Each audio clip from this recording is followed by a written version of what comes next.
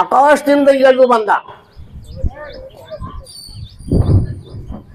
ಆಕಾಶದಿಂದ ಇಳಿದು ಬರ್ತಾನಂತಪ್ಪ ಅಂತಂದ್ರ ಇವತ್ತು ನೀವು ನಂಬಿ ಬಿಡ್ತೀರಿ. ದೇವ್ರು ಬಂದ್ಬಿಟ್ಟ, ಪ್ರತ್ಯಕ್ಷ ಆಗ್ಬಿಟ್ಟ, ಬಂದ. ಈ ಅಮಾವಾಸ್ಯೆ ಬಂದ್ಬಿಟ್ಟ, ಶಿವಪಾರ್ವತಿಯವರು ಇಬ್ರು ಬಂದ್ಬಿಟ್ರು, ಉಂಡ ಸುಟ್ಟು ಬಿಟ್ರು.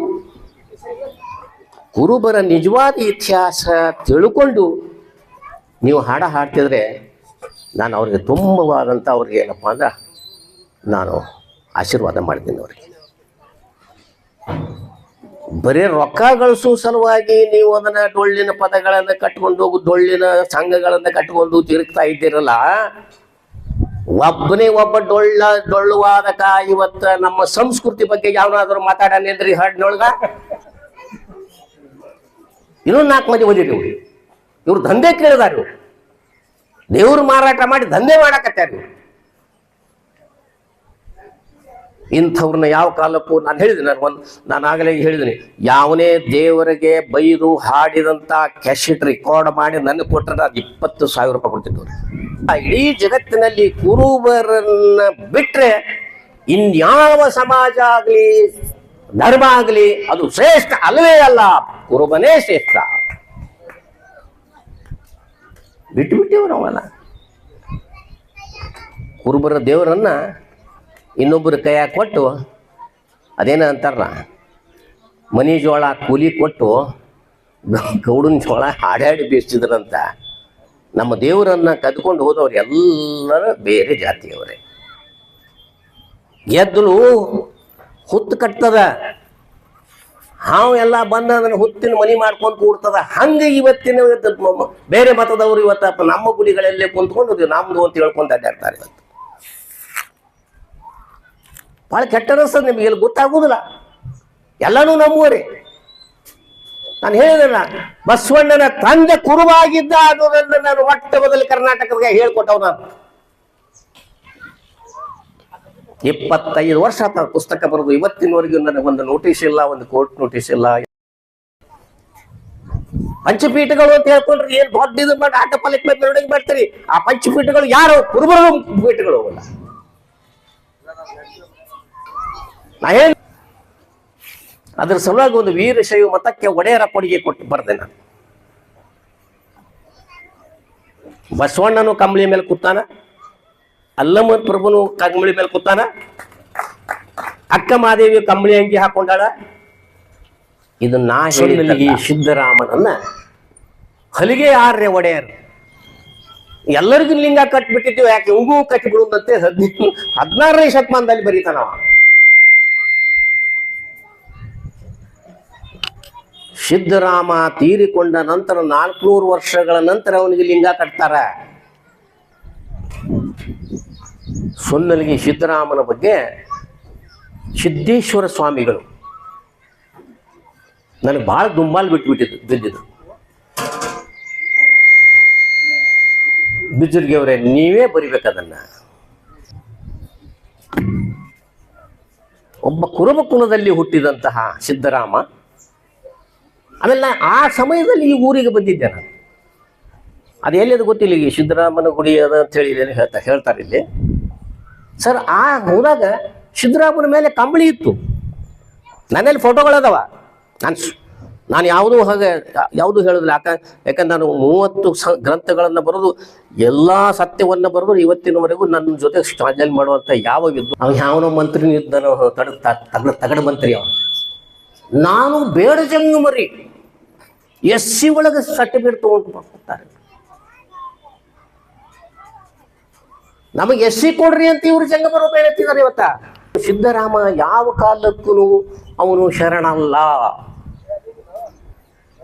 16ನೇ ಶತಮಾನದಲ್ಲಿ 127 ವಚನಗಳನ್ನ ಕೊಟ್ಟಿಯಾಗಿ ಬರೆದು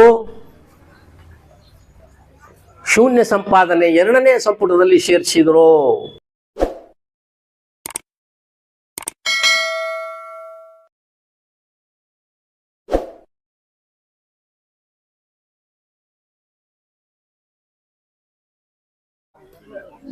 ಹಾಲುಮತದ ಗ್ರಂಥವನ್ನು ಬರೆದಂತಹ ಶ್ರೀ ಚಂದ್ರಶೇಖರ ಗುರುಗಳಿಂದ ಒಂದೆರಡು ಹಿತನುಡಿಗಳನ್ನು ಹೇಳುತ್ತಾರೆ. ಎಲ್ಲರೂ ಆ ಹಿತನುಡಿಗಳನ್ನು ಆಲಿಸಬೇಕಾಗಿ ವಿನಂತಿಸಿದ್ದೇನೆ. ಸೊನ್ನೆಲಿಗೆಯ ಗ್ರಾಮದ ಸಮಸ್ತ ನನ್ನ ಕುಲ ಬಾಂಧವರನ್ನ ನೆನೆಸಿಕೊಂಡು ಇಲ್ಲಿಯ ಕರಿಸಿದ್ದೇಶ್ವರ ಅಥವಾ ಬೀರಲಿಂಗೇಶ್ವರ ಇವು ಎರಡರ ಜೊತೆಯಾಗಿ ನಡೆಯುವಂಥ ಈ ವರ್ಷದ ಜಾತ್ರೆಯಲ್ಲಿ ನನ್ನನ್ನು ಆಹ್ವಾನಿಸಿದ್ದಕ್ಕಾಗಿ ತಮ್ಮೆಲ್ಲರಿಗೂ ನಾನು ಮೊದಲು ಧನ್ಯವಾದಗಳನ್ನು ಅರ್ಪಿಸುತ್ತೇನೆ.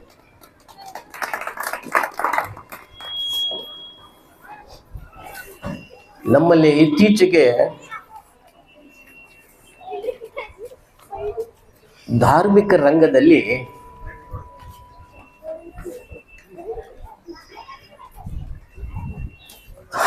ಹಣಬಲ ಮತ್ತು ರಾಜಕೀಯ ಬಲಗಳ ಸ್ವಾಮಿಗಳನ್ನೇ ಕರೆಸುವುದಂತೂ ಇತ್ತೀಚೆಗೆ ನಾನು ಕರ್ನಾಟಕದಾದ್ಯಂತ ನೋಡ್ತಾ ಇದ್ದೀನಿ. ನಾನು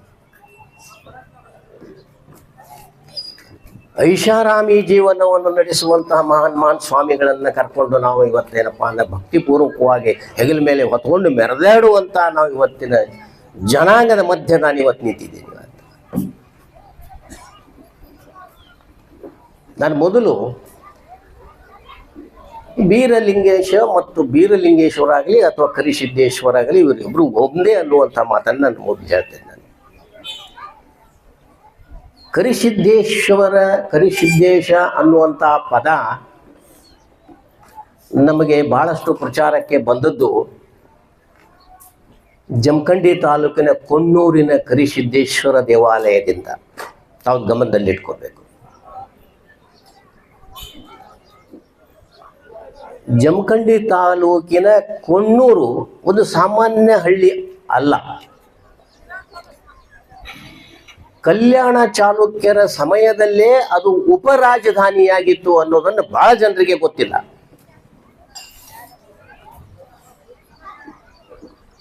ಇವತ್ತು ಏನಲ್ಲಿ ಕರಿಸಿದ್ದನ ಮಂದಿರವನ್ನು ಕಟ್ಟಿಸಿದರೋ ಕಲ್ಯಾಣ ಚಾಲುಕ್ಯರ ಸಾಮಂತರೇ ಕಟ್ಟಿಸಿದ್ದು. ನಮಗೆ ಆ ಊರಲ್ಲಿ ಆ ಗುಡಿಯಲ್ಲಿ ಸಿಕ್ಕಂತ 4-5 ಶಾಸನಗಳನ್ನು ನಾನು ಗಮನಿಸಿದಾಗ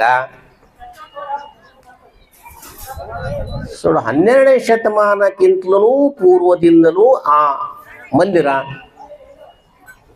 ರಾಜರ ಪೋಷಣೆಯಲ್ಲಿ ಇತ್ತು ಅನ್ನುವಂಥ ಮಾತನ್ನು ನಾವು ಗಮನದಲ್ಲಿ ಇಟ್ಕೊಳ್ತೇವೆ. ನಾವು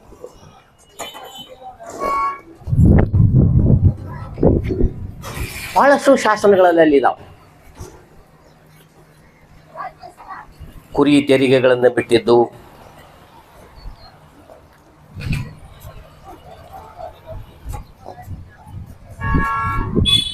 ಆ ಗ್ರಾಮದಲ್ಲಿ ಆ ಮಂದಿರದಲ್ಲಿರುವಂತಹ ಚಂದ್ರಶಾಲೆಯನ್ನು ಕಟ್ಟಿಸಿದ್ದು 1625ನೇ ಇಸ್ವಿಯಲ್ಲಿ.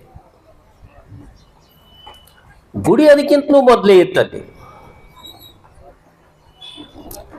ಅಲ್ಲಿ ಸಿಕ್ಕಿರುವ ಹನುಮಂತ ದೇವರ ದೇವಾಲಯದಲ್ಲಿರುವಂತಹ ಶಾಸನವು ಕೂಡ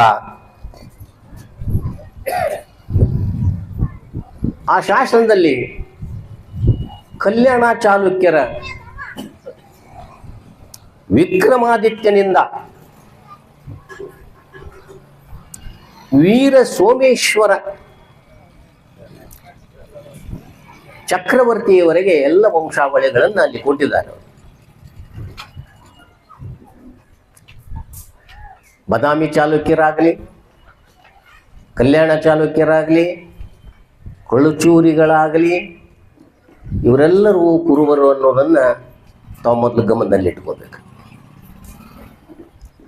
ಕುರುಬ ಅರಸರು ಕುರುಬರಿಗಾಗಿ ಅತ್ಯಂತ ಪ್ರಾಚೀನವಾದ ದೇವಾಲಯವನ್ನು ಅಲ್ಲಿ ಕಟ್ಟಿಸಿದರು. ನಾವು ಬಹಳ ಕಡೆ ಬೀರಪ್ಪನ ವಿಷಯ ಬಂದಾಗ ಬೀರಪ್ಪ ಇಲ್ಲೆಲ್ಲೋ ಆಲ್ಮಟ್ಟಿಯಲ್ಲಿಯೋ ಮತ್ತು ಇಲ್ಲೆಲ್ಲೋ ಸನೇಪದಲ್ಲೋ ಅಥವಾ ಯಾವುದೋ ನಮ್ಮ ಬೆಳಗಾವಿ ಜಿಲ್ಲೆಯ ಚಿಂಚಲಿ ಮಾಯವನ್ನ ಏರಿಯಾದಲ್ಲಿಯೋ ಬೀರಪ್ಪ ಹುಟ್ಟಿದ ಅಂತ ಹೇಳ್ಕೊಂಡು ನಾವೆಲ್ಲ ತಿಳಿಲಾರದವರು, ಇತಿಹಾಸವನ್ನೇ ಗೊತ್ತಿರಲಾರದವರು ತಮಗೆ ಅನುಕೂಲಕ್ಕೆ ತಕ್ಕಂತೆ ಅದನ್ನ ಕಥೆಗಳನ್ನು ಕಟ್ಕೊಂಡು ಬಂದರು. ಅಂಥ ಕಥೆಗಳನ್ನು ಇಟ್ಟುಕೊಂಡು ನಮ್ಮ ಡೊಳ್ಳಿನ ಹಾಡುಗಾರರು ಅದನ್ನು ಊರು ಬಡಿಸ್ಕೊಂಡು ಹೇಳ್ಕೊಂಡು ಹೊರಟುಬಿಟ್ರು. ನಮ್ಮ ಇತಿಹಾಸದವನ್ನ ಹೆಚ್ಚು ಹಾಳು ಮಾಡಿದವರು ಯಾರು ಅಂದ್ರೆ ಡೊಳ್ಳು ವಾದಕರು, ಡೊಳ್ಳಿನ ಹಾಡುಗಾರರು. ನಾನು ಯಾಕೆ ಇಲ್ಲಿ ಹೇಳ್ತೀನಿ ಅಂದ್ರೆ ಅವ್ರಿಗೆ ಇತಿಹಾಸ ಗೊತ್ತಿಲ್ಲ. ಕೆಲವ್ರಿಗಂತೂ ಓದ್ಲಿಕ್ಕೇ ಬರುವುದಿಲ್ಲ ಅವ್ರಿಗೆ. ಕೆಲವರು ಓದಿದ್ರು ತಿಳ್ಕೊಳ್ಳಾರ್ದವ್ರದಾರ. ಯಾವನೇ ಒಬ್ಬ ಮಾಸ್ತರ ಬರೆದು ಕೊಟ್ಟಾಗ ಅದನ್ನು ಓದ್ಕು ಅಂತ ಹೇಳ್ಕೊಂತ ಅಡ್ಡಾಡ್ತಾರೆ. ಇವ್ರಲ್ಲ ಇವ್ರಿಗೆ ಆಧಾರ ಇಲ್ಲ, ಏನೂ ಇಲ್ಲ, ಸುಮ್ಮನೆ ಹೇಳೋದು ಒಂದೇ ಕೆಲಸ. ಅಲ್ಲೇ ಏನೋ ನಾನು ಮಾತಾಡೋ ಹೊತ್ನಾಗ ಒಬ್ರು ಯಾರೋ ಅಂದರು, ಸರ್ ವ್ಯಾಸ ಬರ್ತಿದ್ದು ಅಂತೇಳಿ. ವ್ಯಾಸ ಅನ್ನುವಂಥ ಒಬ್ಬ ವ್ಯಕ್ತಿ ಇಲ್ಲ. ಮೊದಲು ಭಾಳ ಡೊಳ್ಳಿನ ಹಾಡುಗಾರರು ಪಾಪ ಗಮನದಲ್ಲಿ ಇಟ್ಕೊಳ್ಬೇಕು. 300 ನಮ್ಮಲ್ಲಿ ಪುರಾಣಗಳು ಸಿಕ್ಕಿದ್ದು 320 ಪುರಾಣಗಳು ನಮ್ಮ ದೇಶದಲ್ಲಿ ಒತ್ತಿದಾವ. ಆದ್ರೆ ನಾವೆಲ್ಲ ಎಲ್ಲಿ ಹೋಗ್ತೇವೋ 18 ಪುರಾಣಕ್ಕೆ ಹೋಗ್ಬಿಡ್ತೀವಿ ನಾವು. ಹಂಗಾದ್ರೆ ಉಳಿದಿದ್ದೆಲ್ಲ ಸುಳ್ಳೇನು? ಭಾಳ ಗಮನದಲ್ಲಿ ಇಟ್ಕೊಳ್ಳೋ ಕುರುಬರು ಬರೀ 18 ಪುರಾಣ ಮುಂಜೆ ಸತ್ತಗಳು ಬರೀ ಅದನ್ನ ಮಾಡ್ತಾರೆ. ಎಲ್ಲಿದೆ 320 ಪುರಾಣಗಳದಾವ ನಮ್ಮ ದೇಶದಲ್ಲಿ. ಅವು ಯಾವ ಐತಿಹಾಸಿಕ ಪುರಾಣಗಳಲ್ಲ, ಗಮನದಲ್ಲಿ ಇಟ್ಕೊಡ್ರಿ. ಅದಕ್ಕೆ ಯಾವ ಇತಿಹಾಸ ಇಲ್ಲ. ಯಾವಾಗಲಾದ್ರೂ ಪುರಾಣವನ್ನ ನಾವು ಸತ್ಯ ಅಂತ ತಿಳ್ಕೊಳ್ಬೇಕಾದ್ರೆ ಆ ಸಮಕಾಲೀನ ಚಕ್ರವರ್ತಿ ರಾಜ ಅವನ ಉಲ್ಲೇಖದಲ್ಲಿ ಇರಬೇಕು. ಒಂದು ಪುರಾಣದಲ್ಲಿ ಇತಿಹಾಸದ ಬಗ್ಗೆ ದಾಖಲೆನೇ ಇಲ್ಲ. ಮನಸ್ಸಿಗೆ ಬಂದಾಗ ಬರೆಯೋದು, ಮನಸ್ಸಿಗೆ ಬಂದಾಗ ಹಾಡಿ. ಅವ್ ಯಾವನೋ ಬರ್ದ ಇವ್ರು ಹಾಡಿದ್ರು. 18 ಪುರಾಣಗಳಲ್ಲ, 302 ಪುರಾಣಗಳನ್ನ ಯಾರಾದ್ರೂ ಹೇಳ್ಬೇಕಾದ್ರೆ ವ್ಯಾಸ ಬರ್ದ. ವ್ಯಾಸ ಅನ್ನುವಂತ ಒಬ್ಬ ವ್ಯಕ್ತಿ ಭಾರತ ದೇಶದಲ್ಲಿ ಇಲ್ಲ. ಅದರಲ್ಲಿ 29 ವ್ಯಾಸರ ಉಲ್ಲೇಖ ಇದೆ. ಹಂಗಂದ್ರೆ ಇವರು 29 ವ್ಯಾಸರಿದ್ದಾಗ ನೀವು ಒಬ್ಬ ವ್ಯಾಸನ ಯಾಕೆ ಹಾಡ್ತೀರಿ? ಆ ವ್ಯಾಸ ಯಾರು ಅನ್ನೋದು ನಿಮಗೆ ಗೊತ್ತಿಲ್ಲ. ಮೊದಲು ನೀವು ಇತಿಹಾಸ ತಿಳ್ಕೊಂಡು ಆಮೇಲೆ ಡೊಳ್ಳಿನ ತಂಡಗಳನ್ನು ಕಟ್ಕೊಡ್ರಿ, ಡೊಳ್ಳಿನ ಹಾಡ್ರಿ. ನನಗೆ ಅಭ್ಯಂತರ ಇಲ್ಲ, ಅದ್ರ ಭಾಳ ಬಗ್ಗೆ ಖುಷಿ ಅದ. ನನಗೆ ಏನೂ ಗೊತ್ತಿಲ್ಲ, ಹಾಡು ಆಕಾಶದಿಂದ ಇಳಿದು ಬಂದ. ಆಕಾಶದಿಂದ ಇಳಿದು ಬರ್ತಾನಂತಪ್ಪ ಅಂತಂದ್ರೆ ಇವತ್ತು ನೀವು ನಂಬದು ಬಿಡ್ತೀರಿ. ದೇವರು ಬಂದ್ಬಿಟ್ಟ, ಪ್ರತ್ಯಕ್ಷ ಆಗ್ಬಿಟ್ಟ, ಬಂದ. ಈ ಅಮಾವಾಸ್ಯೆ ಬಂದ್ಬಿಟ್ಟ, ಶಿವಪಾರ್ವತಿಯವರು ಇಬ್ರು ಬಂದುಬಿಟ್ರು, ಉಂಡ ಹುಟ್ಟು ಬಿಟ್ಟರು.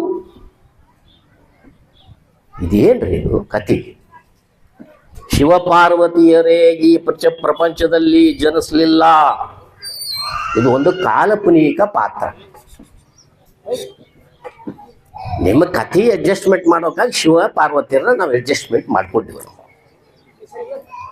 ಕುರುಬರ ನಿಜವಾದ ಇತಿಹಾಸ ತಿಳ್ಕೊಂಡು ನೀವು ಹಾಡ್ತಿದ್ರೆ ನಾನು ಅವ್ರಿಗೆ ತುಂಬವಾದಂಥ ಅವ್ರಿಗೆ ಏನಪ್ಪ ಅಂದ್ರೆ ನಾನು ಆಶೀರ್ವಾದ ಮಾಡ್ತೀನಿ. ಅವ್ರಿಗೆ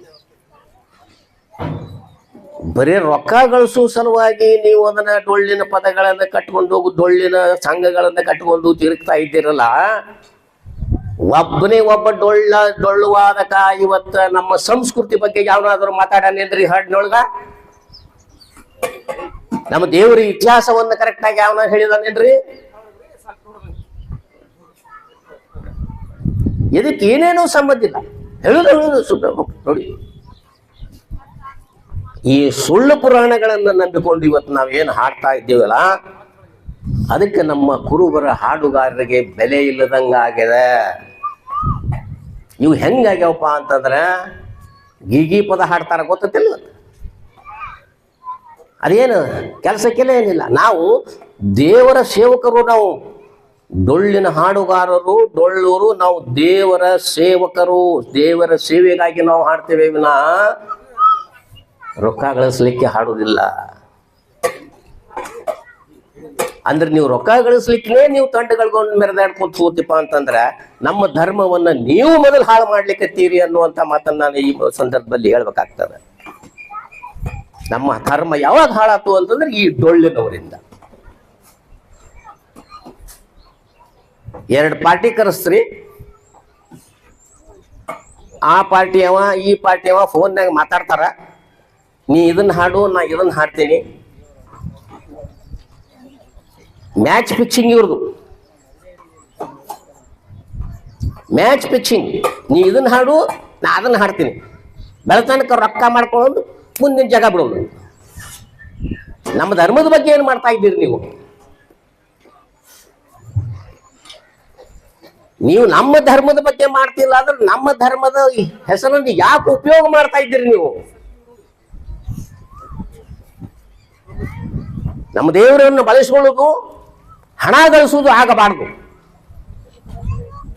ನಿಮ್ಮ ಶ್ರಮಕ್ಕೆ ತಕ್ಕ ಪ್ರತಿಫಲ ಇರಬೇಕು, ಇಲ್ಲ ಅನ್ನಂಗಿಲ್ಲ. ಆದ್ರೆ ಕೆಲಸಕ್ಕಿಲ್ಲ 18 ಪುರಾಣ ಎಲ್ಲ ಸುಳ್ಳೆ. ಕೊಡ್ರಿ, ಇವತ್ತು ಯಾವನಾರು ಕೋರ್ಟಿಗೆ ಬಂದು ಕೊಡ್ರಿ, ಇದು ದಾಖಲೆ ಆದಾನೆ ಅಂತ ಹೇಳಿ ಒಂದರೆ ಒಂದು. ಯಾವನೋ ಒಬ್ಬ ಎಲ್ಲೇ ಬರ್ತಾನ, ಯಾವನೋ ಒಬ್ಬ ಬರ್ತಾನ, ಮತ್ತೊಬ್ಬ ಬರ್ತಾನ, ಅವ ಬಂದ, ಇವ ಬಂದ. ಅಲ್ಲಿ ಇತಿಹಾಸ ಬೇಕ್ರಿ ನಮಗೆ. ನಮಗೊಂದು ಇತಿಹಾಸ ಅದ. ನಮ್ಮ ಅಪ್ಪ ಯಾರು, ನಮ್ಮ ಅಜ್ಜ ಯಾರು, ಅದ್ರ ಮುತ್ಯ ಯಾರು ಅಂತ ನಮ್ಮದು ಇತಿಹಾಸ. ಪ್ರತಿಯೊಬ್ಬರ ಹತ್ರ ಇತಿಹಾಸ ಅದ ನಮಗೆ. ಇದಕ್ಕೇನದ ಆಧಾರ? ಅದಕ್ಕೆ ದಯಮಾಡಿ ನಮ್ಮವ್ರು ಯಾರೇ ಇರಲ್ಲ, ಇವನು ಬೈದು ಅವ ಹಾಡಾಡೋದು, ಅವನು ಬೈದು ಇವ ಹಾಡಾಡೋದು. ನೀವು ಯಾರಿಗೆ ಬೈತೀರಿ? ದೇವರಿಗೆ ಬೈತಿರಲ್ಲ. ಮುಂಜಾನೆ ಸಂತಕ ಅವ ಹಿಂಗ್ರಿ, ಇವ ಹಂಗ್ರಿ, ಇವನ ಹಂಗ್ರಿ, ಅವ ಬೀರಪ್ಪ ಹಿಂಗ್ರಿ, ಇವ ಮಾಳಿಂಗರಾಯ್ ಹಿಂಗ್ರಿ, ಅವ ಮುಗಿಸಿದ್ ಹಿಂಗ್ರಿ. ದೇವ್ರನ್ನ ಬೈದು ರೊಕ್ಕ ಗಳಿಸ್ಲಿಕ್ಕತ್ತಿರಲ್ಲ. ಇವತ್ತ ನಿಮ್ಮ ಜೀವಮಾನದಲ್ಲಿ ನೀವು ಎಂದೂ ಒಳ್ಳೆಯ ಜೀವನ ಸುಖ ಮಾಡೋದಿಲ್ಲ. ನಿಮ್ಮ ಕೊನೆ ಗಳಿಗೆ ಬಹಳ ಕೆಟ್ಟದಾಗಿರ್ತದ ಅನ್ನೋದಂತ ಈ ಪ್ರಕಾರ. ಯಾಕಂದ್ರೆ ನಾನು ಒಬ್ಬ ಜ್ಯೋತಿಷ್ಯ ಶಾಸ್ತ್ರ ಅಂತ ಇದ್ದೀನಿ. ನಾನು ದೇವರು ವರ್ಣ ಮಾಡಿ ರೊಕ್ಕ ಗಳಿಸಿ, ದೇವರನ್ನ ಬೈದಲ್ಲ.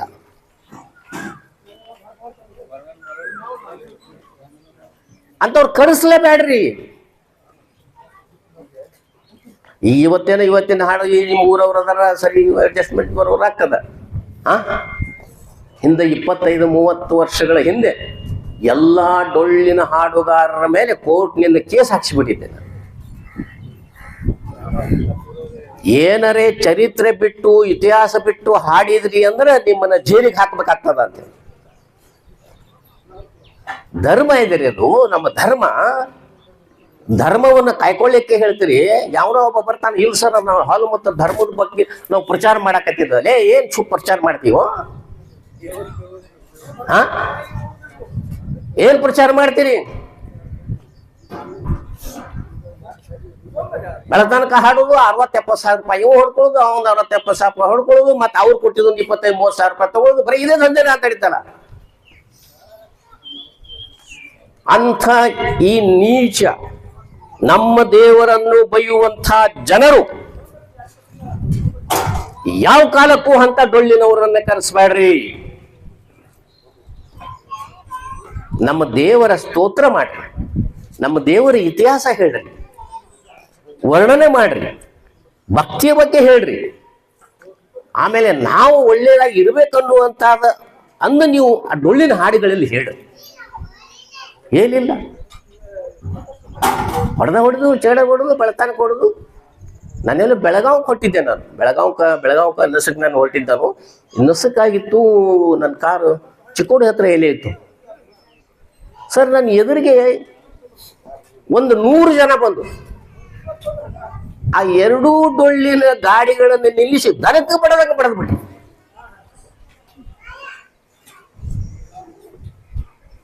ಆಮೇಲೆ ಬಂದ್ರು, ಇಲ್ಲ ಗುರುಸಿ ಬಿಟ್ರಲ್ಲ ಏನ್ ಮಾಡಿರ್ಲಿ ಇನ್ನೊಂದು 4 ಓದಿದ್ವಿ ಅಂತೆ,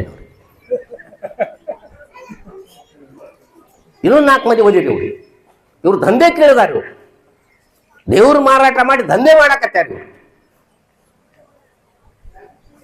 ಇಂಥವ್ರನ್ನ ಯಾವ ಕಾಲಕ್ಕೂ ನಾನು ಹೇಳಿದ್ದೀನಿ, ನಾನು ಆಗಲೇ ಹೇಳಿದ್ದೀನಿ, ಯಾವನೇ ದೇವರಿಗೆ ಬೈದು ಹಾಡಿದಂಥ ಕ್ಯಾಸೆಟ್ ರೆಕಾರ್ಡ್ ಮಾಡಿ ನನಗೆ ಕೊಟ್ಟರೆ ಅದು 20,000 ರೂಪಾಯಿ ಕೊಡ್ತಿದ್ದವ್ರು. 20,000 ರೂಪಾಯಿ ಕೊಡ್ತಿದ್ದ. ಅವ ನಮ್ಮ ದೇವರಿಗೆ ಬೈದು ಹಾಡಿದ್ದ ಅಂದ್ರೆ ಸಾಕು, ನಿಮ್ಮ ರೆಕಾರ್ಡ್ ಮಾಡಿ ವಾಟ್ಸಪ್ನಾಗ ಏನು ರೆಕಾರ್ಡ್ ಇದನ್ನು ಮಾಡ್ತೀರಿ ಮೊಬೈಲ್ದಾಗ, ಅದನ್ನು ಒಟ್ಟು ಕಳಿಸ್ರಿ. ಅದರ ಮೇಲಿಂದ ಅವ್ರನ್ನ ಕೇಸ್ ಹಾಕಿ 7 ವರ್ಷ ಸಜಾ ಮಾಡ್ತೀನಿ ನಾನು ಪೂರಾ ಟೀಮಿಗೆ ತಾಳ ಹೊಡೆಯವನು ಕೂಡ ಅವನು ವ್ಯವಸ್ಥೆ ಮಾಡ್ತೇನೆ. ಹುಡುಗಾಟ ಹಚ್ಚಾರಿ ನೀವು ಡೊಳ್ಳಿನವ್ರು. ಇವತ್ತು ಉತ್ತರ ಕರ್ನಾಟಕದಾಗ ಒಂದು ದೊಡ್ಡ ಏನು ನಾವು ಹೀರೋದಾಗ ಮಾಡ್ತಾ ಹೋದ್ರೆ ಹೆಣ್ಮಕ್ಳ ಕಡೆಯಿಂದ ಡೊಳ್ಳಿನ ಹಾಡಿಸ್ಲಿಕ್ಕೆ ಇವತ್ತ ಆಕಿ ಮುಂದೆ 2 ಪುಗ್ಗ, ಹಿಂದೊಂದು ಪುಗ್ಗ, ಈ ಕೂಡೊಂದು ಪುಗ್ಗ, ಇದ್ರ ಬದ್ಲಿ ಮೇಲೆ ಕ್ಯಾಬ್ರೆ ನೃತ್ಯ ಮಾಡಕ್ ಹೋಗ್ರು. ಮನುಷ್ಯತ್ವ ಅದ ನಿಮಗೆ? ನಾನು ಯಾವ ಕಾಲಕ್ಕೂ ನಮ್ಮ ದೇವತೆ ನಮ್ಮ ಕುಲದೇವರಿಗೆ ಅವಮಾನ ಮಾಡಲಿಕ್ಕೆ ನಾವು ಯಾವ ಕಾಲಕ್ಕೂ ಕೊಡೋದಿಲ್ಲ.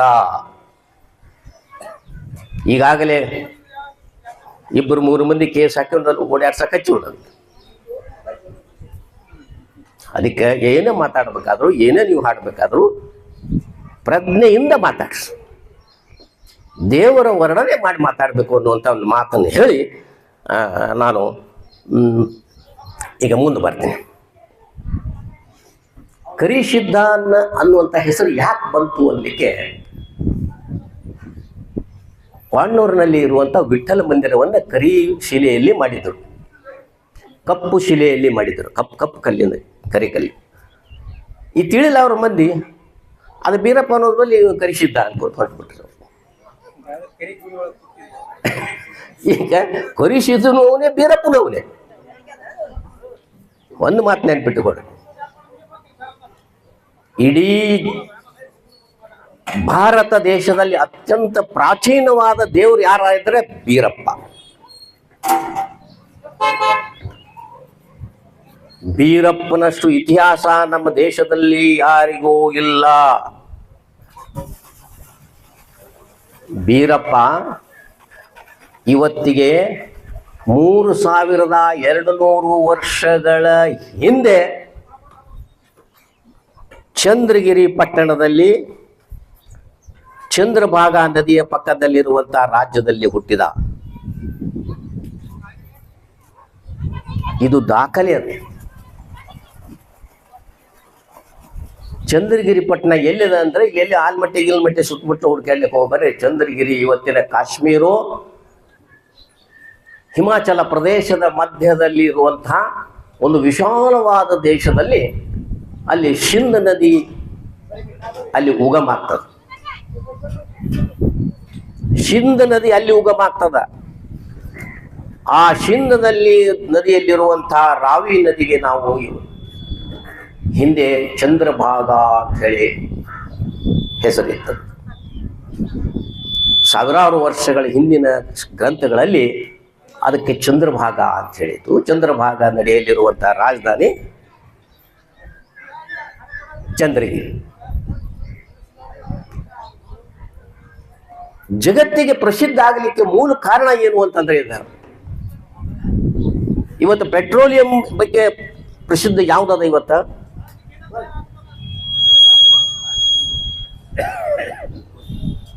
ಕೊಲ್ಲಿ ರಾಷ್ಟ್ರಗಳು, ಅರಬ್ ರಾಷ್ಟ್ರಗಳು ಪೆಟ್ರೋಲಿನ ಬಗ್ಗೆ ಬಹಳಷ್ಟು ಪ್ರಸಿದ್ಧಿಯಾಗಿದ್ದಾವೆ. ಪ್ರತಿಯೊಬ್ಬ ದೇಶದವರು ಅವನಿಗೆ ದೇಶದ ಎಲ್ಲ ಪ್ರಧಾನಿಗಳು, ಮುಖ್ಯಮಂತ್ರಿಗಳು ಮತ್ತು ಅವ್ರ ಕೈಕಾಲು ಬಿದ್ದುಕೊಂಡು ಅವ್ರ ಕಡೆ ಪೆಟ್ರೋಲ್ ತಗುವಂಥ ಸಂದರ್ಭ. ಆದರೆ ಭರಮ ಹುಟ್ಟಿದ ಸಮಯದಲ್ಲಿ ಅಥವಾ ಬೀರಪ್ಪ ಹುಟ್ಟಿದ ಸಮಯದಲ್ಲಿ ನಾವು ಉಣ್ಣೆ ಬಟ್ಟೆಗಳನ್ನು ನೇಯುವ ಕಲೆಯನ್ನ ನಾವು ಕರಗತ ಮಾಡ್ಕೋತೇವೆ. ಉಣ್ಣೆ ಬಟ್ಟೆ ಅಥವಾ ನಮಗೆ ಶುದ್ಧ ಹೇಳಬೇಕಾದ್ರೆ ಕಂಬಳಿ, ಆ ಕಂಬಳಿಯನ್ನ ಇಡೀ ಜಗತ್ತಿಗೆ ಮಾರಾಟ ಮಾಡಿ ಇವತ್ತು ಜಗತ್ ಪ್ರಸಿದ್ಧ ಆದವನು ಭರಮ ಮತ್ತು ಬೀರಪ್ಪ.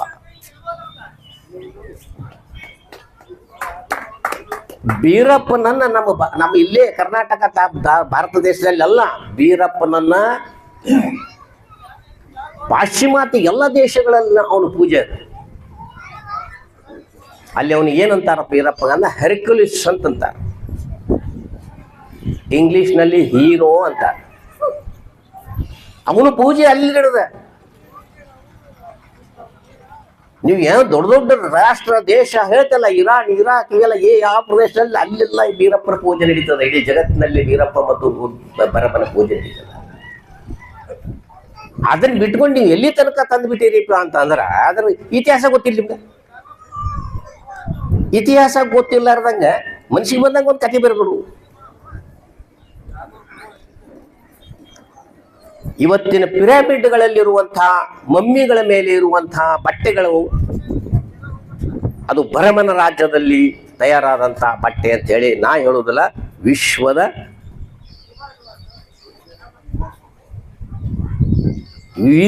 ವಿಜ್ಞಾನದ ವರದಿಗಳು ಹೇಳ್ತಾವೆ.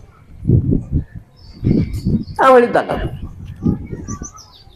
ಇಡೀ ಜಗತ್ತಿಗೆ ಉಣ್ಣೆ ಸಪ್ಲೈ ಉಣ್ಣೆಯನ್ನ ಮಾಡಿಕೊಟ್ಟಿದ್ದ ಸಲುವಾಗಿ ಅವ್ರಿಗೆ ಗೊತ್ತಿರ್ತೀವಪ್ಪ ಅಂದ್ರೆ ನಾವು ಬಹಳಷ್ಟು ಜಗತ್ತಿನಾಗ ಪ್ರಸಿದ್ಧ ಆಗ್ತೇವೆ. ಇನ್ನು ಎರಡನೇ ವಿಷಯದಲ್ಲಿ ನಾವು ಮಸಾಲೆ ಪದಾರ್ಥಗಳನ್ನು ನಾವು ಇಡೀ ಜಗತ್ತಿಗೆ ಸಪ್ಲೈ ಮಾಡ್ತೇವೆ. ಅದನ್ನು ಮಾಡಿದವರು ಕೂಡ ನಮ್ಮ ಭಾರತೀಯರೇ.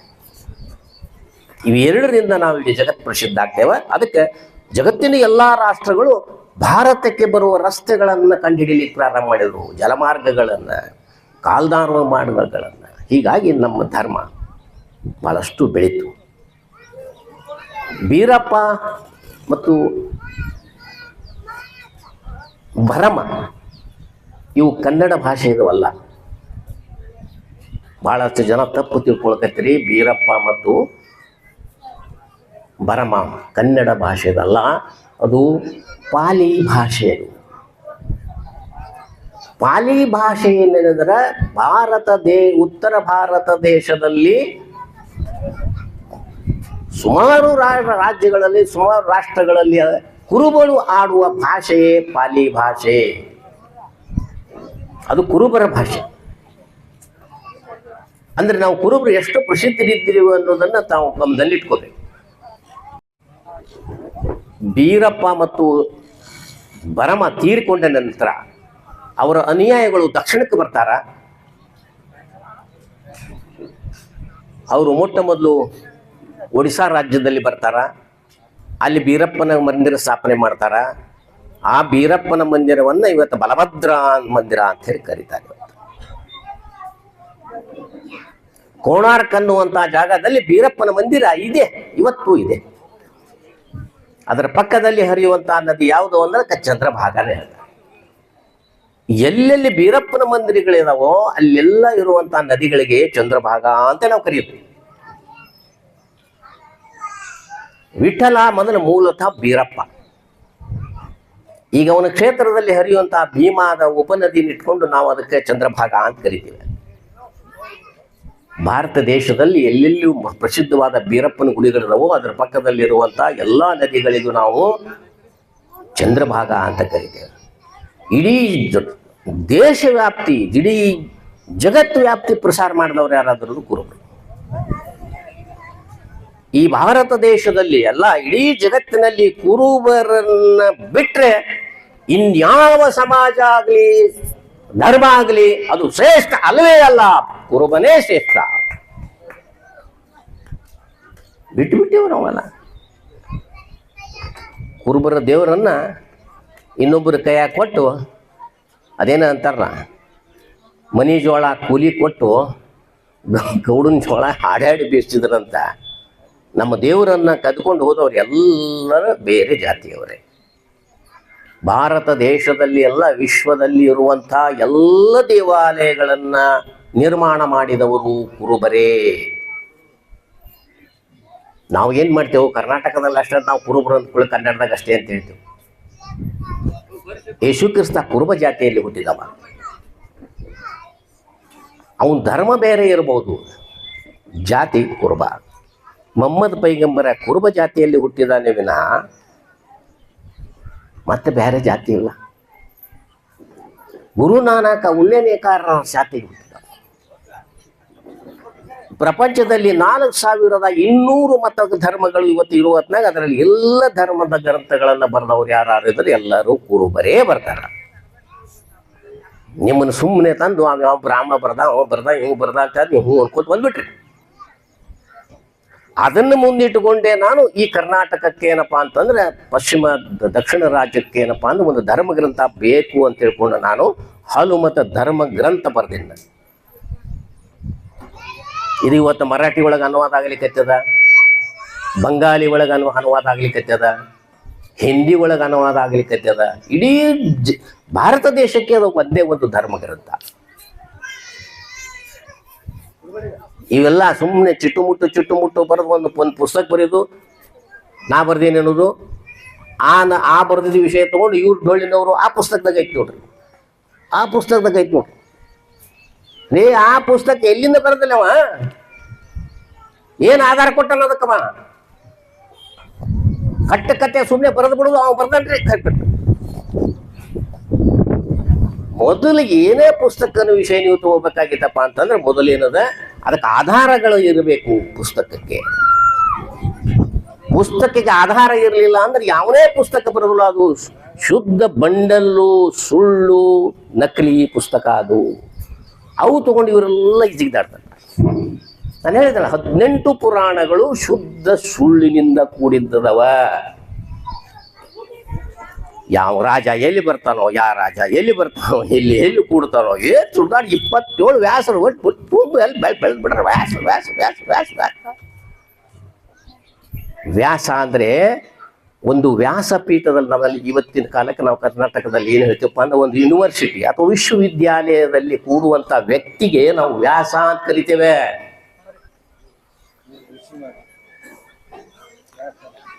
ವ್ಯಾಸ ಯಾರು ಅಂದ್ರೆ ಅವನು ಒಂದು ಸಂಶೋಧನಾ ಕೇಂದ್ರದಲ್ಲಿರುವಂತ ಒಂದು ದೊಡ್ಡ ಒಂದಪ್ಪ ಅಂತಂದ್ರೆ ವಿಶ್ವವಿದ್ಯಾಲಯಕ್ಕೆ ಇರುವಂತ ಬರ್ತಾನಲ್ಲ ಅವನಿಗೆ ವ್ಯಾಸ ಅಂತ. ಅವ್ನು ಯಾವನೇ ಬರ್ಲಿ ಅವ್ನಿಗೆ ವ್ಯಾಸ ಅಂತಾನ. ಉಪಕುಲಪತಿ ಅಂತ ಅನ್ನೋದಿಲ್ಲ ನಾವೀಗ, ಉಪಕುಲಪತಿ ಯಾವ ಬದಲು ಉಪಕುಲಪತಿ. ಅದು ನಮ್ಮ ಜನರಿಗೆ ಗೊತ್ತಿಲ್ಲ. ಅದನ್ನೇ ನೀವು ಮೊದಲೇನಪ್ಪ ಅಂತಂದ್ರೆ ಜನರಲ್ಲಿ ಇಟ್ಕೊಂಡು ಆಮೇಲೆ ನೀವು ಬೇಕಿಲ್ಲ ಪ್ರಚಾರಕ್ಕೆ ನೀವು ಮಾಡಿದ್ರಪ್ಪ ಅಂದ್ರೆ ನಮ್ಮ ಸಮಾಜದ ಬಗ್ಗೆ ನೀವೇನೋ ಒಂದು ಸ್ವಲ್ಪ ಕೆಲಸ ಮಾಡ್ತೀರಿ ಅಂತ ಹೇಳಿ ಈ ಡೊಳ್ಳಿರೋರಿಗೆ ನಾವು ಹೇಳ್ದಂಗೆ ಆಗ್ತದೆ. ನಾವು ಭಾಳಷ್ಟು ದೇವರ ಗುಡಿಗಳನ್ನು, ದೇವರು ಮಠ ಮಂದಿರಗಳನ್ನು ಅವ್ರದ್ರಿ ಇವ್ರದ್ರಿ ಅಂತ ಹೇಳ್ಕೊಂತ ನಾವೆಲ್ಲ ಹೇಳ್ಕೊಂತ ಅಡ್ಡಾಡ್ತೀವಿ. ಕರ್ನಾಟಕದಲ್ಲಿ ಎಷ್ಟು ದೇವಾಲಯಗಳದಾವು, ಅವೆಲ್ಲ ಕಟ್ಟಿದ್ದು ಕುರುಬರೇ.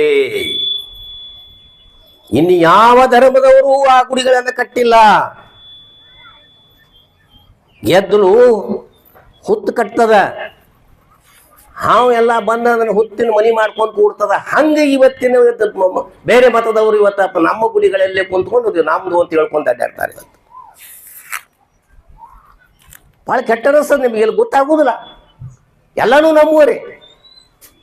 ನಾನು ಹೇಳಿದಲ್ಲ, ಬಸವಣ್ಣನ ತಂದೆ ಕುರುಬಾಗಿದ್ದ ಅನ್ನೋದನ್ನ ನಾನು ಮೊಟ್ಟ ಮೊದಲು ಕರ್ನಾಟಕದಾಗ ಹೇಳ್ಕೊಟ್ಟವ್. ನಾನು 25 ವರ್ಷ ಆತ ಪುಸ್ತಕ ಬರೋದು. ಇವತ್ತಿನವರೆಗೂ ನನಗೆ ಒಂದು ನೋಟಿಸ್ ಇಲ್ಲ, ಒಂದು ಕೋರ್ಟ್ ನೋಟಿಸ್ ಇಲ್ಲ, ಯಾವುದು ಕೇಳಿದೆ. ನನ್ನ ವಿರುದ್ಧನಲ್ಲಿ ಬೆಂಗಳೂರಿನಲ್ಲಿ 3 ಸಲ ನನ್ನ ವಿರುದ್ಧನಲ್ಲಿ ಮೀಟಿಂಗ್ ಮಾಡ್ತಾರ. ಅನೇಕ ವಕೀಲರ ಹಾಜರಿರ್ತಾರ. ಅವ್ರು ಆ ಪುಸ್ತಕ ಓದಿದ ಮೇಲೆ ಹೇಳ್ತಾರ, ನಾವು ಅಕಸ್ಮಾತ್ ಇದನ್ನು ಕೋರ್ಟಿಗೆ ಹಾಕಿದ್ರೆ ನೀವು 145 ಆಧಾರಗಳನ್ನು ಕೊಡ್ತೀರಿ, ನೀವು ನಿಮ್ಮ ಹತ್ರ ಅದಾವೇನು ಕೇಳ್ತಾರ. ಅವ್ರು ಇವರಲ್ಲಿ ಒಂದು ಆಧಾರ ಇಲ್ಲ, ಎಲ್ಲ ಸುಳ್ಳೆ, ಎಲ್ಲ ತಾನೇ ತಂದನ. ಅಲ್ರಿ ಎಲ್ಲ ನಮ್ಮನೆ ಇಟ್ಕೊಂಡು ಮಾಡ್ತೀರಿ. ಪಂಚಪೀಠಗಳು ಅಂತ ಹೇಳ್ಕೊಂಡ್ರಿ, ಏನ್ ದೊಡ್ಡ ಇದು ಮಾಡಿ ಆಟ ಪಾಲಕ್ ಮೆರವಣಿಗೆ ಮಾಡ್ತೀರಿ. ಆ ಪಂಚಪೀಠಗಳು ಯಾರು? ಕುರುಬರ ಪೀಠಗಳು. ನಾ ಹೇಳಿದವ್ರು ಎಲ್ಲರಿಗೆ ನಿಮ್ ದಮ್ ಇದ್ರೆ ಬರ್ರಿ ಕೋರ್ಟಿಗೆ ಹಾಕ್ರಿ, ನನ್ನ ವಿರುದ್ಧ ನಾನು ಮಾತಾಡ್ತೀನಿ. ನಾನು ನಿಮ್ಮಲ್ಲಿ ಆಧಾರಗಳಿದೆ. ಈ 5 ಪಂಚಪೀಠದವರು ಕುರುಬರು, ತಲೆಗೆ ಕೊಡಿ. ಸುಮ್ಮನೆ ನಾವು ಹೇಳೋದು ಅವ್ರು ಬಂದ್ರಲ್ರಿ, ಅವ್ರದಂತಲ್ರಿ, ಇವ್ರದಂತಲ್ರಿ, ಎಲ್ಲದು ನಿಮ್ಮದು?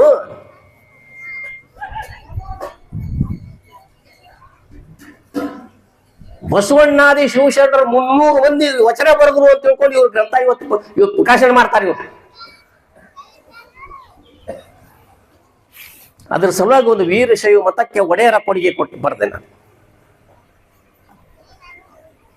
ಬಸವಣ್ಣನು ಕಂಬಳಿ ಮೇಲೆ ಕೂತಾನ, ಅಲ್ಲಮ್ಮ ಪ್ರಭುನು ಕಂಬಳಿ ಮೇಲೆ ಕೂತಾನ, ಅಕ್ಕ ಮಾದೇವಿ ಕಂಬಳಿ ಅಂಗಿ ಹಾಕೊಂಡಾಳ. ಇದು ನಾ ಹೇಳಿದ್ದಲ್ಲ. 1420ನೇ ಶತಮಾನದಲ್ಲಿ ತುಮಕೂರು ಜಿಲ್ಲೆಯಲ್ಲಿ ವಾಸವಾಗಿದ್ದಂತಹ ಕುರುಬರ ಒಡೆಯರ ಕುಲಕ್ಕೆ ಸೇರಿದಂತಹ ಮಹಾದೇವಯ್ಯ ಒಡೆಯರ್ ಒಂದು ಶೂನ್ಯ ಸಂಪಾದನೆಯನ್ನು ಬರೀತಾರೆ ಅವರು. ಆ ಶೂನ್ಯ ಸಂಪಾದನೆಯಲ್ಲಿ ಸಂವಾದದ ಸ್ಥಳಗಳಲ್ಲಿ ತಾನೇ ವಚನಗಳನ್ನು ಬರೆದು ತಾನೇ ಆ ನಾಮಾಂಕಿತಗಳನ್ನು ಕೊಟ್ಟು ಪುಸ್ತಕ ಬರೀತಾನ.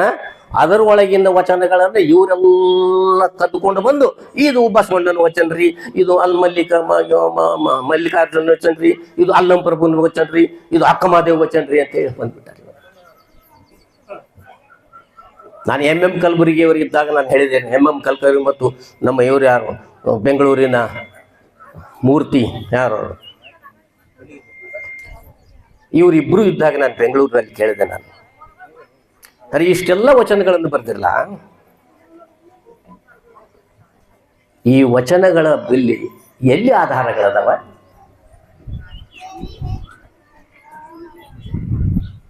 ತಮಗೇನು ಬೇಕಾದ್ರೆ ಬರ್ಕೊಂತ ಬಂದ್ರಿ, ನಾಲ್ಗೆ ಬರ್ತೀನಿ. ಒಮ್ಮೆ ಬರೀದು ನಾವು ಹೆಸರು ಹಾಕ್ಬಿಡು. 1525ರಲ್ಲಿ 1420ರಲ್ಲಿ ಮಹಾದೇವ ಒಡೆಯರ್ ಬರ್ತಾರ. ಮಹಾದೇವ ಒಡೆಯರದ ನಂತರ ಹಲಿಗೆ ಆರ್ಯ ಒಡೆಯರ್ ಅಂತ ಅವರೂ ಕುರುಬರ ಒಡೆಯರೇ. ಅವರು ಬಂದು ಏನ್ ಮಾಡ್ತಾರಪ್ಪ ಅಂತಂದ್ರ, ರೇವಣ ಸಿದ್ಧ ನಾಥ ಸಂಪ್ರದಾಯ,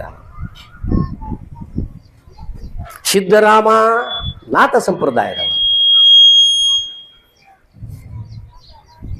ಅಮೋಘ ಸಿದ್ಧ ನಾಥ ಸಂಪ್ರದಾಯನ ಬಿಟ್ಟು ಶಿವಸಿದ್ಧ ಸಂಪ್ರದಾಯಕ್ಕೆ ಬರುವಂತ ಕಾಲದಲ್ಲಿ ಇವರೆಲ್ಲರೂ ಇದ್ದಿದ್ದು 12ನೇ ಶತಮಾನದಲ್ಲಿ. ಆದರೆ ಮೊಟ್ಟ ಮೊದಲ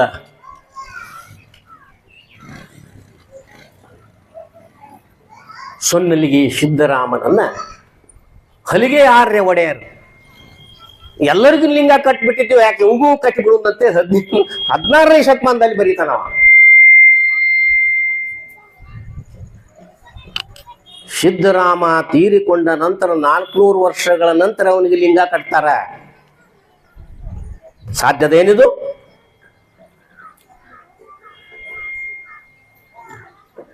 ರೇವಣ ಸಿದ್ಧ ಸತ್ತ 400-500 ವರ್ಷ ನಂತರ ಅವನು ಲಿಂಗ ಕಟ್ತಾರ. ಸಾಧ್ಯದ ಇದು? ಹಾಗಾದ್ರೆ ಏನು ಬರೀಲಿಕ್ಕತ್ರಿ? ಗೊಳ್ಳು ಪುರಾಣ ಬರೋದು, ಗೊಳ್ಳು ಪುರಾಣ ಹಿಳ್ಸಕ್ ಹಚ್ಚುದು. ಅರೇ ಸಿದ್ಧರಾಮ ಕುರುಬ ಜಾತಿಯಲ್ಲಿ ಹುಟ್ಟಿದವ. ಅವನು ಸ್ವಂತ ಊರು ಮಾರಡಿ, ಸೊಲ್ಲಾಪುರದಿಂದ 12 ಕಿಲೋಮೀಟರ್ ದೂರದಲ್ಲಿ ಅವರ ತಂದೆ ತಾಯಿಗಳಿದ್ದಿದ್ರು. ಮಾರಡಿಯಲ್ಲಿದ್ದಂಥ ಕುರುಬರು. ಆಮೇಲೆ ಅವ್ರು ಏನಪ್ಪಾ ಅಂದ್ರೆ ಸೊನ್ನಲಿಗೆಗೆ ಬರ್ತಾರೆ. ಸೊನ್ನಲಿಗೆ ಅಂದ್ರೆ ಈ ಸೊನ್ನಲಿಗೆ ಅಲ್ಲ, ಅದನ್ನ ಸೊನ್ನಲಿಗೆ. ನಾನು ಹೇಳಿದೆ, ಈ ಸೊನ್ನಲಿಗೆ ನಾನು ಭಾಳ ದಿವಸ 15-20 ವರ್ಷ 15 ಬಂದು ಹೋಗಿದ್ದೆ ನಾನಿದೆ. ನಿಮ್ಗೆ ಯಾರಿಗೂ ಹೇಳೋ ಅವಶ್ಯಕತೆ ಇದ್ದಿಲ್ಲ. ಯಾವೊಬ್ಬ ಬರ್ದಿದ್ದ ಇದೇ ಸೊನ್ನಲಿಗೆ ಸತ್ಯವಾದದ್ದು ಅಂತ ಬರ್ದಿದ್ದ. ಅದನ್ನು ನಾವು ಸಂಶೋಧನೆ ಕೃತಿ ಮಾಡಬೇಕಾದ್ರೆ ನಾವು ಸತ್ಯವನ್ನು ಹುಡುಕ್ಬೇಕಾಗ್ತದೆ. ಯಾರೋ ಹೇಳಿದ್ದನ್ನು ನಾವು ಕೇಳಲಿಕ್ಕಾಗೋದಿಲ್ಲ. ಸೊನ್ನಲಿಗೆ ಸಿದ್ದರಾಮನ ಬಗ್ಗೆ ಸಿದ್ದೇಶ್ವರ ಸ್ವಾಮಿಗಳು ನನಗೆ ಭಾಳ ದುಮ್ಮಾಲ್ ಬಿದ್ದಿದ್ದು. ಬಿಜ್ಜರ್ಗಿ ಅವರೇ, ನೀವೇ ಬರಿಬೇಕದನ್ನು. ಸೊನ್ನಲಿ ಸಿದ್ದರಾಮನ ಬಗ್ಗೆ ಯಾವುದೇ ಸಂಶೋಧನಾ ಗ್ರಂಥಗಳಿಲ್ಲ, ಎಲ್ಲ ಕತೆ ಕಟ್ಟಿ ಏನೇನೋ ಕಟ್ಟಿ ಬರ್ದಾರ. ದಯಮಾಡಿ ನೀವೇ ಬರಿಬೇಕು ಅಂತ ನನಗದು. ನಾನು ಅವ್ರಿಗೆ ಹೇಳಿದೆ, ನಾನು ಅವಾಗ ರೇವಣ ಸಿದ್ದನ ಬಗ್ಗೆ ಸಂಶೋಧನೆ ಮಾಡ್ತಾ ಇದ್ದೆ. ನಾನು ರಾಜಸ್ಥಾನ, ಮಧ್ಯಪ್ರದೇಶ, ಮಹಾರಾಷ್ಟ್ರ, ಗುಜರಾತ, ಆಂಧ್ರದಲ್ಲಿ ಅಡ್ಡಾಡ್ತಾ ಇದ್ದೆ. ನನಗೆ ಸಮಯ ಇದ್ದಿದ್ದಿಲ್ಲ. ನಾನು ಸಿದ್ದೇಶ್ವರ ಸ್ವಾಮಿಗಳನ್ನ ಮಾತು ಹೇಳಿದೆ, ನೋಡ್ರಿ, ನನಗೆ ರೇವಣ ಸಿದ್ದನ ಗ್ರಂಥ ನಾನು ಬಿಡುಗಡೆ ಆಗೋ ತನಕ ನಾನು ಸಿದ್ದರಾಮನ ಗ್ರಂಥವನ್ನು ನಾನು ಕೈ ಹಚ್ಚುವುದಿಲ್ಲ. ಅವರೇನಂದ್ರು, ನಿಮ್ಗೆ ಯಾವಾಗ ಹಾಕದಾಗ ನೀವೇ ಬರಿಬೇಕು ಅಂತ. ಅಲ್ಲಿ ಏಕಾಂತದಲ್ಲ, ನೂರಾರು ಮಂದಿ ಎದುರಿಗೆ ಹೇಳಿದ್ರು. ಆವಾಗ ನಾನು ಸಿದ್ದರಾಮನ ಬಗ್ಗೆ ಸಂಶೋಧನೆ ಮಾಡ್ತಾ ಇದ್ದಾಗ ನಾನು ಈ ಊರಿಗೂ ಬಂದಿದ್ದೆ. ನಾನು ಎಲ್ಲವನ್ನೂ ಕೂಲಂಕುಷವಾಗಿ ನೋಡಿಕೊಂಡು ನಾನು ಒಂದು ನಿರ್ಧಾರಕ್ಕೆ ಬರಬೇಕಲ್ಲ.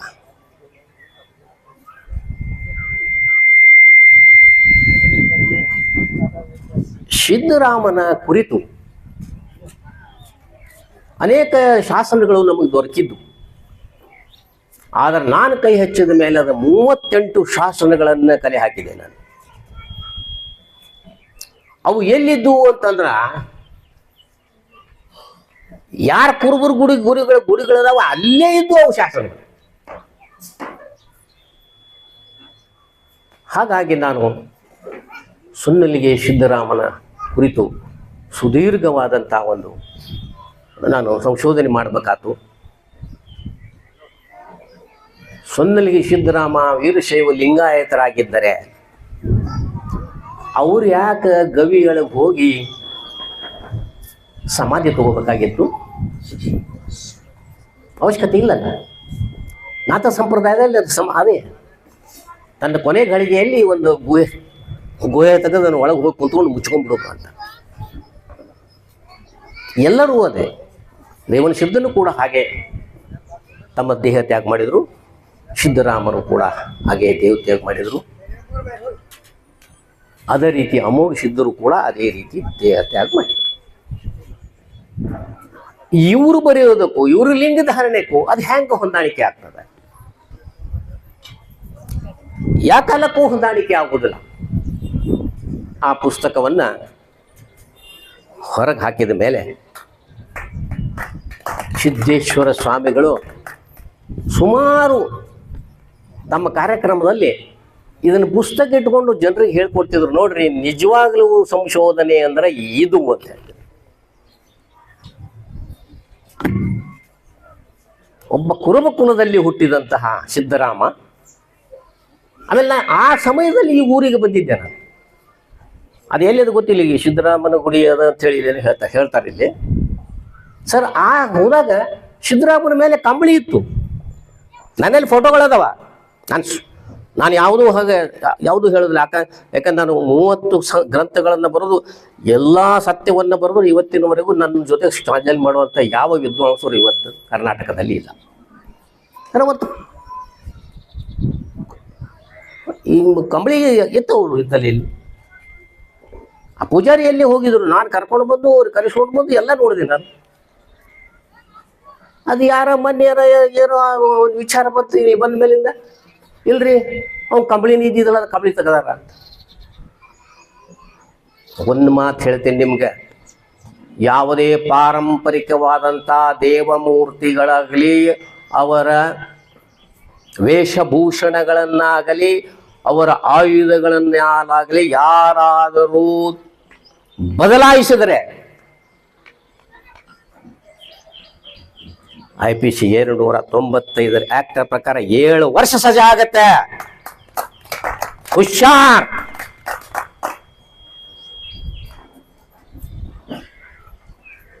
ರಾಜಕೀಯ ಮಾಡಕ್ ಹೋಗ್ಬೇಡ್ರಿ ಇಲ್ಲಿ. ಕುರುಬವಾದ ಸಿದ್ದರಾಮನನ್ನ ನೀವು ಲಿಂಗಾಯತ ನೀವು ಶರಣ ಅಂತ ಹೇಳ್ತಿರಲ್ಲ, ಎಲ್ಲದ ಶರಣ? ಇವೆಲ್ಲ ಶರಣರ ಹೆಸರು ಬಂದು ಕಥೆದೆ ನೀವು 16-17ನೇ ಶತಮಾನದೊಳಗೆ. ಅದು ಹಿಂದೆ ಯಾರೂ ಇಲ್ಲ.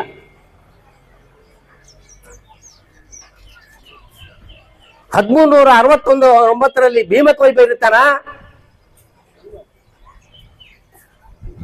ಗಂಡನಿಲ್ಲದ ಮಾಲೆ ಮಗುವನ್ನು ಹೆತ್ತಳು. ಇದು ನಾ ಬರ್ದಿದ್ದಲ್ಲ, ಪುರಾಣದಲ್ಲಿದ್ದಿತ್ತು.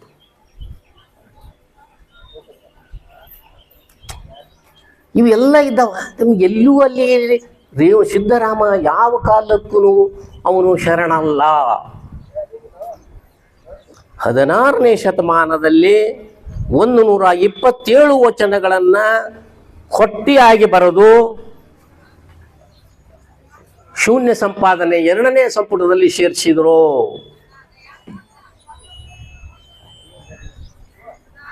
ಒಂದು ಮಾತು ಹೇಳ್ತೀನಿ ನಿಮ್ಗೆ, ನಾ ಕರ್ನಾಟಕದ ಎಲ್ಲ ಮೂಲೆಗಳಲ್ಲಿ ಸಿದ್ದರಾಮನ ಬಗ್ಗೆ ನಾನು ಸಂಶೋಧನೆ ಮಾಡಲಿಕ್ಕೆ ಹೋದಾಗ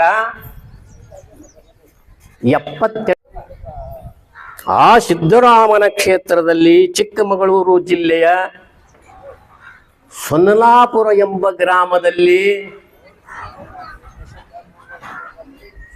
ಸಿದ್ದರಾಮನಿಗೆ ಕುರಿ ಬಲಿ ಇದೆ, ಇವತ್ತು ಇದೆ.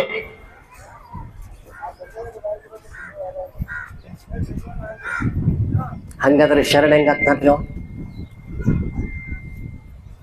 ಇವತ್ತದ್ರಿ ಹೋಗ್ಬರ್ರಿ, ಯಾರು ಚಿಕ್ಕಮಗಳೂರು ಡಿಸ್ಟಿಕ್ ಸೊನ್ನಲಾಪುರ ಅಂತ ಹೆಸರಿಡೋದು ಅದೇ ಸೊಲ್ಲಾಪುರ, ಅದಕ್ಕೆ ಅಲ್ಲಿ ಹೋಗ್ಬರ್ರಿ ಜಾತ್ರೆಗೆ. ಅಲ್ಲಿ ಪ್ರಸಾದ ಕೊಡುವುದು ಕೂಡ ಮಟನ್ ಪೀಸ್ಗಳನ್ನೇ ಪ್ರಸಾದವಾಗಿ ಕೊಡ್ತಾರೆ, ಇವತ್ತು ಕೊಡ್ತಾರೆ. MM ಕಲಬುರ್ಗಿಯವರು ಪ್ರಧಾನ ಸಂಪಾದನೆಯಲ್ಲಿ ಬಂದಂತ ಒಂದು ಕೃತಿಯಲ್ಲಿ ಕೂಡ ಅವರು ಒಪ್ಕೊಂಡಿದ್ದಾರೆ. ಅದಕ್ಕೆ ನನಗಂದ್ರು ನೀವು ಹೋಗಿ ಬಂದ್ರೇನಪ್ಪ ಅಂತಂದ್ರೆ ಹೋಗಿ ಬಂದೀನಿ ಅಂತ ಮಾತಾಡ್ಲಿಕ್ಕತ್ತೀನಿ ನಿಮ್ಮ ಜೋಡಿ ಅಂತ. ಯಾರು ಎಲ್ಲಿಂದ ತಂದು ಹಾಕ್ತೀರಿ ನೀವು? ಎಲ್ಲಿ ಬರ್ತೀರಿ? ನಾನು ಇದೊಂದು ಗ್ರಂಥ ಬರ್ದಿದ್ರಲ್ಲಿ ಎಷ್ಟು 340 ಎಲ್ಲಿ ಎಷ್ಟು ಜನ ವಚನಕಾರರು ಇದ್ದರು, ಅವರು ವಚನಗಳನ್ನು ಬರೆದಿದ್ರಲ್ಲ, ಅವು ಎಲ್ಲವೂ ಸುಳ್ಳು ಅಂತ ಈ ಪುಸ್ತಕ ಬರೆದೇನೆ. ಬರೆದ 11 ವರ್ಷ ಆಯ್ತು ನಾನು ಬರೆದ.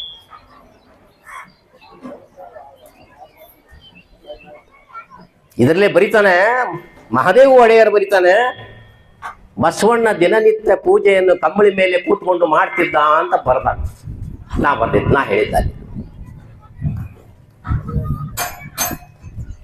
ಆ ಪೂಜೆ ಸಮಯದಲ್ಲಿ ಅಲ್ಲವ ಪ್ರಭುಗಳು ಅವ್ರ ಮನೆಗೆ ಬಂದಾಗ ಆ ಕಂಬಳಿಯನ್ನ ಕೊಟ್ಟು ಮತ್ತೊಂದು ದಪ್ಪಾಗಿ ಮಾಡಿ ಅದನ್ನ ಕಂಬಳಿ ಗದ್ದಿಗೆ ಮಾಡಿ ಅಲ್ಲಮ ಪ್ರಭುಗಳನ್ನ ಕೂರಿಸ್ಕೊಂಡು ಅಲ್ಲಿ ಪೂಜೆ ಮಾಡ್ತಾನ ಅಂತ ಹೇಳ್ಕೊಂಡು ಶೂನ್ಯ ಸಂಪಾದನೆಯಲ್ಲಿ ಇದೆ. ಶೂನ್ಯ ಸಂಪಾದನೆ ಬರೆದಿದೆ 15ನೇ ಶತಮಾನದಲ್ಲಿ. ಮತ್ತು ಅಲ್ಲಿವರೆಗೂ ಅವ್ರು ಏನಿದ್ರು ಅನ್ನೋದು ಗೊತ್ತಾಗಲ್ಲ. ಒಬ್ಬ ಕವಿನೂ ಹೇಳಿಲ್ಲ ಅಲ್ಲೇ ಶರಣ ಇದ್ದ ಅಂತ ಹೇಳಿ. ಸುಮ್ಮನೆ ಯಾಕೆ ಸುಮ್ಮನೆ ಕೆದರ್ಕೊಂಡು ಜೀವನ ಮಾಡ್ತೀರಿ ನೀವು? ದೇವ್ರು ಅಂದ್ರೆ ಎಲ್ಲ ಒಂದೇ. ದೇವ್ರು ಅಂತ ದೇವ್ರು ಇಲ್ಲ ಆ ಮತ್ ಬೇರೆ. ನಾವು ಎಲ್ಲ ದೇವ್ರಂತೂ ನಮ್ಮಲ್ಲಿ ಎಲ್ಲೆಲ್ಲೂ ಇಲ್ಲ, ಆ ಮತ್ ಬೇರೆ. ದೇವರು ಇದ್ದದ ಬಗ್ಗೆ ಒಂದೇ ಒಂದು ಸಾಕ್ಷ್ಯ ಇಡೀ ಪೃಥ್ವಿಯಲ್ಲಿ ಇಲ್ಲ. ಆದರೆ ದೇವರ ದೂತ ಇದ್ದದ ಬಗ್ಗೆ ಆಧಾರಗಳದಾವ, ದೇವರ ಸೇವಕ ಇದ್ದದ ಬಗ್ಗೆ ಆಧಾರಗಳದಾವ. ದೇವರಿದ್ದದ್ದನ್ನ ಯಾರು ಇವತ್ತು ಬೈಬಲ್ ಹೇಳಿಲ್ಲ, ಕುರಾನು ಹೇಳಿಲ್ಲ, ಯಾರು ಇಲ್ಲ. ದೇವ್ರು ಇದ್ದಾನಂತ ಅವ್ರು ಹೇಳಿಲ್ಲ. ನಾವೆಲ್ಲ ಅವನ ಅನುಯಾಯಿಗಳು. ದೇವರನ್ನೇ ಇಲ್ಲ. ಆದ್ರೆ ದೇವರನ್ನ ನಾವು ಯಾಕೆ ಮಾಡಿದೀವಿ ಅಂತಂದ್ರೆ ನಮ್ಮ ಸಂಸ್ಕಾರ ಸರಿಯಾಗಿ ಆಗ್ಲಿ, ಸಂಸಾರದಲ್ಲಿ ಗಂಡ ಹೆಂಡತಿ ಮಕ್ಕಳು ಸರಿಯಾಗಿರ್ಲಿ, ಮಾನವೀಯತೆ ದೃಷ್ಟಿಕೋನದಿಂದ ನಾವು ಬದುಕಲಿ, ನಾವು ಉಡಾಡರಾಗಬಾರ್ದು, ಕೆಟ್ಟ ಆಗಬಾರ್ದು, ಲಫಂಗರಾಗಬಾರ್ದು, ತರಡುಕೋರಾಗಬಾರ್ದು. ಇದನ್ನು ಆಗಬಾರ್ದು ಸಲುವಾಗಿ ನಾವು ದೇವರನ್ನ, ಒಂದು ಕಾಲ್ಪನಿಕ ದೇವರನ್ನ ನಾವು ಎಲ್ಲ ಕಡೆ ನಾವು ಇಟ್ಟಿದ್ವಿ. ಅದು ನಮ್ಗೆ ಒಳ್ಳೆಯದನ್ನು ಮಾಡೋದಿಲ್ಲ, ಕೆಟ್ಟದ್ರು ಮಾಡೋದಿಲ್ಲ. ಇದು ನಮ್ಮ ನಂಬಿಕೆ ಮೇಲೆ ಹೋಗ್ತದೆ ಜಗತ್ತು. ಅದೆಲ್ಲ ಬಿಟ್ಟುಕೊಂಡು ನಾವು ಏನೇನಾರ ತಂದ್ಕೊಂಡು ಸುಮ್ಮನೆ ಏನೇನೇ ತಂದು ಅವ ಶರಣರಿ ಇವ ಶರಣರಿ ಯಾರ್ರೀ ಶರಣರ ಗುರಿ ಒಳಗೆ ಕರ್ಕೊತಿದ್ದಿಲ್ಲ. ಇದನ್ನ ನಾ ಹೇಳುವುದಿಲ್ಲ. ಮೊಟ್ಟ ಮೊದಲನೇ ಕವಿ, ಮಹಾಕವಿ ಹರಿಹರ ಹೇಳ್ತಾನ, ಬಸವಣ್ಣನಿಗೆ ದೇವಾಲಯ ಪ್ರವೇಶ ಇಲ್ಲ, ಬಸವಣ್ಣನಿಗೆ ಓಲಗದಲ್ಲಿ ಪ್ರವೇಶ ಇರಲಿಲ್ಲ. ಇದನ್ನ ನಾ ಹೇಳಿದ್ದಲ್ಲ, ಹರಿಹರನ 10ನೇ ಅಧ್ಯಾಯದಲ್ಲಿ ಬಹಳ ಸ್ಪಷ್ಟವಾಗಿ ಹೇಳಿದ್ದಾನೆ. ಈಗ ಏನ್ ದೊಡ್ಡವ್ರು ಅಂತ ಏನ್ ಹೇಳ್ತೀರಿ, ಇವತ್ತು ಬಹಳ ದೊಡ್ಡವ್ರು ನಾವು ಅಂತ ತಿಳ್ಕೊಂಡು, ಇವರೆಲ್ಲರೂ 1871 ಜನಗಣತಿಯಲ್ಲಿ ಶೂದ್ರರ ಪಟ್ಟಿಯಲ್ಲಿದ್ದಾರೆ. ಇವರು ಕುರುಬರು ಯಾರು ಶೂದ್ರರ ಪಟ್ಟಿಯಲ್ಲಿಲ್ಲ, ಕುರು ವೈಶ್ಯ ಪಟ್ಟಿಯಲ್ಲಿದ್ದಾರೆ, ಕ್ಷತ್ರಿಯ ಪಟ್ಟಿಯಲ್ಲಿಲ್ಲದಿದ್ದಾರೆ. ಇದು ನಾ ಹೇಳೋದಲ್ಲ, ಬ್ರಿಟಿಷ್ ಸರ್ಕಾರ ಮಾಡಿಟ್ಟಂತ 1ನೇ ಜನಗಣತಿಯಲ್ಲಿ ಇವರೆಲ್ಲರೂ ತಳವರ್ಗದವರಾಗಿದ್ದರು. ಇಡೀ ಜಗತ್ತಿಗೆ ಸಂಸ್ಕಾರವನ್ನು ತಂದುಕೊಟ್ಟವರು, ಸಂಸ್ಕೃತಿಯನ್ನು ತಂದುಕೊಟ್ಟವರು, ನಾಗರಿಕತೆಯನ್ನು ತಂದುಕೊಟ್ಟವರು ಯಾರಾದರೂ ಇದ್ದರೆ ಈ ಜಗತ್ತಿನ ಕುರುಬರೇ ವಿನಃ ಉಳಿದವರು ಇವರು ಯಾರು ಅಲ್ಲ. ಸುಮ್ಮನೆ ಏನಾರು ಹೇಳುದು, ಸುಮ್ಮನೆ ಹೇಳುದು, ಸುಮ್ಮನೆ ಮೂರ್ತಿ ಕೂಡ್ಸೋದಕ್ಕೊಂದು ಏನಾರು ಬೇರೆ ಗೊತ್ತಾಗ್ತದೆ ಕುಂಡಿಸ್ಬಿಡೋದು. ಅಲ್ರಿ ಪರಂಪರೆ ಅಂತ ಗೊತ್ತಿಲ್ಲ ನಿಮ್ಗೆ, ಹೆಂಗ ಬೇಕಾದಂಗೆ ತಿದ್ದುಕೊಂಡು ನಾವು ದೊಡ್ಡವರು ದೊಡ್ಡವರು ಅಂತ ಅನ್ಸ್ಕೋತಿರಲ್ಲ. ನಿಮಗೊಂದು ಸ್ವಲ್ಪ ನಾಚಿಕೆ ಬರ್ತದ? ಮಾನ ಮರ್ಯಾದೆ ಅದ ನಿಮ್ಗ? ಯಾರೋ ಮಾಡಿದಂತ ಗಳಿಕೆಯನ್ನ, ಯಾರೋ ಕಟ್ಟಿಸಿದಂತ ಗುಡಿಗಳನ್ನ ಇದು ನಮ್ದು ಅಂತ ಹೇಳ್ಕೊಂತ ಅಡ್ಡಾಡ್ತಿರಲ್ಲ. ಏನದ ನಿಮ್ಮಲ್ಲಿ ಆಧಾರ? ಕೋರ್ಟಿಗೆ ಬಂದ್ರೆ ಇವ್ರ ಹತ್ರ ಏನೂ ಆಧಾರ ಇರೋದಿಲ್ಲ, ಬರೇ ಬಾಯಿ ಬಡಾಯಿ. ಅದಕ್ಕೆ ಯಾರೇ ಆಗಲಿ ನಮ್ಮ ದೇವಾಲಯಗಳನ್ನ ಅಥವಾ ನಮ್ಮ ದೇವರ ಬೀರಪ್ಪ ಇದ್ದ ಮೇಲೆ ನಮ್ಮಲ್ಲಿ ಬಲ್ಲೆ ಇರ್ತದ. ಬೀರಪ್ಪನನ್ನ ಸ್ವಲ್ಪ ಮುಂದುವರಿದವರು, ನಮ್ಗೆ ಸ್ವಲ್ಪ ಅಸಹ್ಯಕತ್ವ, ಹಳ್ಳಿಯಾಗಿನ ಬೀರಪ್ಪ ಪೂಜಾ ಮಾಡೋದು ಅಂತ ತಿಳ್ಕೊಂಡ ವೀರಭದ್ರನ್ ಮಾಡಿ.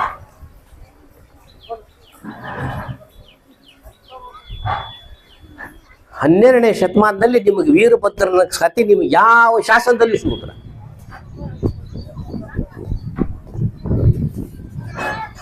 ಎಷ್ಟು ವೀರಭದ್ರನ ಬದಲು ಗುಡಿ ಇದ್ದು ಎಲ್ಲಾರು ಕುರುಬ್ರೆ. ಇವತ್ತು ನಾವು ಕುರುಬ್ರಲ್ರಿ, ನಾವು ಬೇರೆ ಇರೋರಿ. ಅರೇ ನಿಮ್ಮ ಬೇರೆ ಕುರುಬ್ರಲ್ಲಿದ್ದಾವ,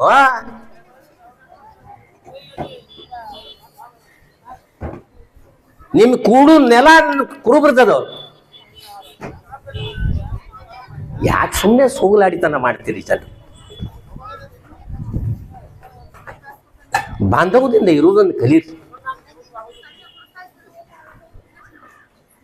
ನಂದು ಅದು ರೀ, ಇದು ರೀ, ಇದು ನನ್ನ ಮಠ ರೀ, ನಿನ್ನ ಮಠ ರೀ. ಎಲ್ಲಿದ ಮಠ ಪರಂಪರೆ ಎದಕ್ಕೆ ಬಂತು ಅಂತ ಗೊತ್ತದ ನೀವ್ರಿ?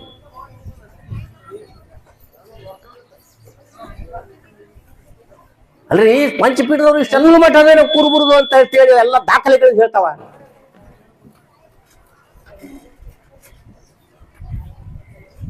ಇದಕ್ಕೆ ಕಾರಣ ಯಾರು?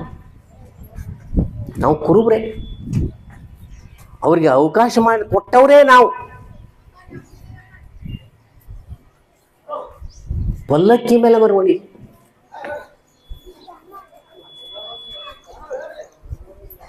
ಕುರುಬರು ತಮ್ಮ ಧರ್ಮದ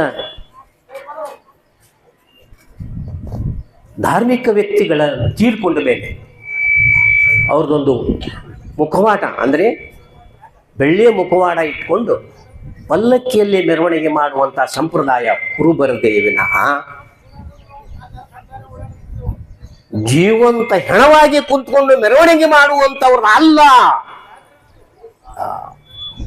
ನನಗೇನು ಅವಶ್ಯಕತೆ ಇಲ್ಲ, ಸುಳ್ಳು ಬರುವುದು ನನಗೆ ಅವಶ್ಯಕತೆ ಇಲ್ಲ. ಅದಕ್ಕೆ ಸಿದ್ದರಾಮನ ಬಗ್ಗೆ ನಿಮ್ಗೆ ಏನಾದರೂ ಎಲ್ಲ ವಿಷಯಗಳು ಬೇಕಾದರೆ ಈ ಪುಸ್ತಕದಲ್ಲಿ ಯಾರು ಎಲ್ಲಿಂದ ಬಂದರು, ಯಾವ ಶಾಸನ ಏನು ಹೇಳ್ತು, ಹೆಂಗೆ ಬಂತು ಅನ್ನೋದ್ರಲ್ಲಿ ಕಂಪ್ಲೀಟವಾಗಿ ಇದರಲ್ಲಿ ನಾನು ಹೇಳಿದ್ದೀನಿ. ಇದು ಕುರುಬರ ನೆಲೆ. ಕುರುಬರ ನೆಲೆಯಲ್ಲಿ ಶರಣ ಬಂದು ನಿಲ್ಲೋದಿಲ್ಲ. ಶರಣನಿಗೆ ಎಲ್ಲೂ ಆಸ್ಪದ ಇಲ್ಲ ಅಂತ ಹೇಳ್ಕೊಂಡು ಹರಿಹರನ ಹೇಳಿದನ, ಯಾವ ಗುಡಿಯಾಗೂ ಆಸ್ಪದ ಇಲ್ಲ ಅವರಿಗೆ, ಎಲ್ಲೂ ಇಲ್ಲ ಅಂತಂದು. ಅದು ಹೇಗೆ ದೊಡ್ಡವರಾಗಲಿಕ್ಕೆ? ನಾನು ಬುಕ್ನಲ್ಲಿ ಇದು ಹೇಳಿದ್ದೆ, ನಾನು ಪುಸ್ತಕದಲ್ಲಿ ಹೇಳಿದ್ದೆ. ಈ ಎಲ್ಲ ಶರಣ ಏನು ಬರೆದಿರೋ ವಚನಗಳನ್ನ, ಈ ವಚನಗಳ ಬಗ್ಗೆ ಆಧಾರಗಳು ಎಲ್ಲಿದಾವ, ನೀವು ಎಲ್ಲಿಂದ ತಗೊಂಡಿರಿ, ಎಲ್ಲಿಂದ ಕಲೆಕ್ಷನ್ ಮಾಡಿದ್ರಿ? ಬಿಜಾಪುರದ ಪಗು ಹಳ್ಕಟ್ಟಿಯವರು ಎಲ್ಲೆಲ್ಲಿಂದ ತಂದ್ರು? ಪಗು ಹಳ್ಕಟ್ಟಿಯವರು ಕುರುಬ್ರೆ, ತಲೆಗೆ ಇಟ್ಕೊಂಡ್ರಿ ಮೊದ್ಲ. ವಚಮನ ಪಿತಾಮಹ ಅಂತ ಏನ್ ಹೇಳ್ತಾರ ಅವರು, ಪಗು ಹಳ್ಕಟ್ಟಿಯವರು ಕುರುಬ್ರು. ಕರಿಜಾಡರು ಅಂತ ಹೇಳ್ತಾರೆ ಈಗ, ಅಂದ್ರೆ ಕಂಬಳಿ ನೇಕಾರರು ಅಂತ. ನಾವು ಯಾವುದು ಆಧಾರ ಇಲ್ಲ ಹೇಳೋದು, ಯಾಕಂದ್ರೆ ನನಗೂ ಗೊತ್ತದೆ, ನನಗೂ 78 ವರ್ಷ.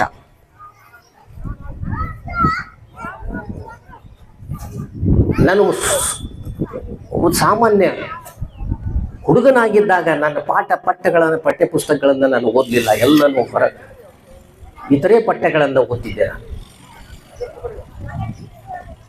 ನನಗೊಂದು ಹುಚ್ಚು, ಜಗತ್ತೇನು ಹೆಂಗಿದೆ, ಏನದ.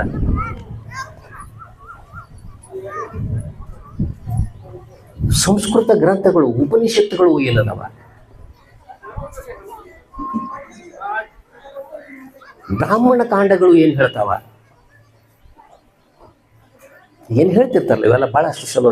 ಕೆಲವು ಜನ ಬಾಡ್ರಿ, ಹೆಂಗ್ ಮಾಡ್ರಿ, ಹೆಂಗ್ರಿ, ಹಾಂಗ್ರಿ, ಹಂಗ್ರಿ, ಇಡೀ ಜಗತ್ತು ಹೆಂಗ್ ಹುಟ್ಟಿತು ಅಂತ ಅಂದ್ಕೂಡ ವಿಷ್ಣು ಇಡೀ ಬ್ರಹ್ಮಾಂಡವನ್ನು ರಚನೆ ಮಾಡಿಬಿಟ್ಟ ಅಂತ ಹೇಳಿ. ಕಡೆ ಆಧಾರಗಳನ್ನ ಇಟ್ಕೊಳ್ರಿ. ಆಧಾರಗಳನ್ನ ಇಟ್ಕೊಂಡು ನೀವು ಏನ್ ಹೇಳ್ತಿರೋ, ಏನ್ ಕೀರ್ತನ ಮಾಡ್ತಿರೋ ಮಾಡಿ, ಅದಕ್ಕೆ ಏನ್ ನಮ್ಮ ಅಭ್ಯಂತರ ಇಲ್ಲ. 1930ನೇ ಇಸ್ವಿಯಲ್ಲಿ ಚಿಕ್ಕಮಗಳೂರು, ಚಿಕ್ಕಬಳ್ಳಾಪುರ, ಈ ಕೆಳಗಿನ ಜಿಲ್ಲೆಗಳಲ್ಲಿ ಬಹಳ ಕಡೆ ಕುರುಬರಹಳ್ಳಿ ಅಂತ ಹೇಳಿ ಹಳ್ಳಿಗಳಿದ್ದಾವೆ. ನಾನು MM ಕಲಬುರ್ಗಿಯವರು ಒಂದು ಕುರುಬರಹಳ್ಳಿಗೆ ಹೋಗಿದ್ವಿ. ಇಬ್ರಿಗೂ ಇನ್ನೂ ಭಾಷಣ ಮಾಡೋದು ಸ್ವಲ್ಪ ಮಾತಾಡೋದ್ನಾಗ ಅಲ್ಲಿ ವ್ಯವಸ್ಥಾಪಕರ ಬಗ್ಗೆ ಮಾತಾಡೋದು. ಸರ್, ಕುರುಬರಹಳ್ಳಿ ಅಂತ ಊರಿದೆಯಲ್ಲ, ಕುರುಬರು ಎಷ್ಟು ಜನ ಇದಾರ ಅಂತ ನಾನು ಕೇಳಿದೆ. ಒಬ್ರು ಕುರುಬ್ರು ಇಲ್ರಿ ನಾವು, ಅದು ಬಪ್ಪನ ಮಗನೇ ಅಂದೆ ನಾನು. ಹೆಸರು ನೋಡಿದ್ರೆ ಹಳ್ಳಿ ಹೆಸರು ಕುರುಬರಹಳ್ಳಿ, ಒಬ್ಬರು ಕುರುಬರು ಇಲ್ಲ ತಕ್ಕ. ನಾನು ಎಲ್ಲಾರ ಮರ್ಡರ್ ಮಾಡಿದ್ರೆ ಏನು ಓಡಿಸ್ಬಿಟ್ರ ಅಂದೆ. 1930ನೇ ಇಸ್ವಿಯಲ್ಲಿ ರೇಣುಕಾಚಾರ್ಯ ಪೀಠದವರು ಅಲ್ಲಿ ಹೋಗಿ ಎಲ್ಲ ಕುರುಬರಿಗೆ ಲಿಂಗಧಾರಣೆ ಮಾಡಿ, ಇನ್ನು ಕುರುಬರಹಳ್ಳಿ ಅಂತ ಹೇಳಬೇಡ್ರಿ, ಅದು ರಂಭಾಪುರದ ಹಳ್ಳಿ ಅಂತ ಹೇಳ್ರಿ ಅಂತ ಹೇಳ್ಕೊಂಡು ಒಂದು ದೊಡ್ಡ ಕಾರ್ಯಕ್ರಮ ಮಾಡ್ತಾರೆ. ಅವು ಹುಚ್ಚು ಕುರುಬರು ನಾವು ಹೇಳ್ಕೊಳ್ಳಿ ಹೂನು 4 ದಿವಸ ರಂಭಾಪುರಿ ಅಂತ ಬರೋದ್ರು, 3 ದಿವಸ ಮತ್ತೆ ಕುರುಬರಹಳ್ಳಿನೇ. ಇವತ್ತು ರೆವೆನ್ಯೂ ರೆಕಾರ್ಡ್ನಾಗ ಮತ್ತೆ ಕುರುಬರಹಳ್ಳಿನೇ. ಅಲ್ರಿ, ನಿಮ್ ಹೆಸರು ಬದಲಾವಣೆ ಆಗೋದ್ರಿಂದ ನಿಮ್ ಜನ ಸಮುದಾಯ ಬದಲಾವಣೆ ಆಗ್ಲಿಕ್ಕೆ ಸಾಧ್ಯದೇನು? ಸಾಧ್ಯ ಇಲ್ಲ. ಸುಮ್ಮನೆ ಏನೇನೋ ಬರ್ಕೊಂಡು ರಾಜಕೀಯ ಬೆಂಬಲ ಅಂತದ್ದು ಬರ್ಕೊಂಡು ಏನ್ರಿ ಏನು ಎಲ್ಲ ನಾವು ದೊಡ್ಡವ್ರಿ, ನಾವು ಅವ್ರಿ ಮ್ಯಾಲ್ರಿ ಹೇಳ್ರಿ. ದೇವೇಗೌಡ್ರಿಗೆ ಒಂದ್ಸಲ ಹೇಳಿದೆ ನಾ, ದೇವೇಗೌಡ್ರ ನೀವು ಒಕ್ಕಲಿಗರೋ ಇಲ್ಲ ಕುರುಬ್ರು ಅಂತ ಕೇಳಿದೆ. ನೀವು ಉಣ್ಣೆನೇಕಾರ ಕುರುಬ್ರು ಅಂತ ನಾನು ಹೇಳ್ತೀನಿ, ಹೌದು ಅಲ್ಲೋ ನೀವು ಹೇಳ್ರಿ. ದೇವೇಗೌಡರ ಬಾಯಿ ಬರಲಿಲ್ಲ. ಯಾಕಂದ್ರೆ ಅವ್ರ ಮನೆತನ ದೇವ್ರು ಬೀರಪ್ಪ. ಅಲ್ಲಿ ಸುಮ್ಮನೆ ಏನೇನು ಹೇಳುದು, ಅಲ್ಲಿ ಏನು ಹೇಳುದ್ರಿಂದ ಏನಾಗ್ತೀರಿ? ಏನು ಬದಲಾವಣೆ ಆಗ್ತೀರಿ? ಇಲ್ಲ. ನಾವು ಕುರುಬ್ರು ಅನ್ಲಿಕ್ಕೆ ಹೇಳಲಿಕ್ಕೆ ಏನು ನಾಚಿಕೆ ನಿಮ್ಗ? ಇದ್ದದ್ದು ಇದ್ದಂಗನೆ ಹೇಳಿದಾಗ ಅವಾಗ ಮನುಷ್ಯತ್ವ. ಬಹಳ ಜನ ಇದ್ದಾರೆ. ನಾನು ಸಿದ್ದೇಶ್ವರ ಸ್ವಾಮಿಗಳಿಗೂ ಕೂಡ ಇದನ್ನು ಚಾಲೆಂಜ್ ಮಾಡಿದ್ದೆ. ಸಿದ್ದೇಶ್ವರ ಸ್ವಾಮಿಗಳು ನಾನು ಒಂದೇ ಊರವರು.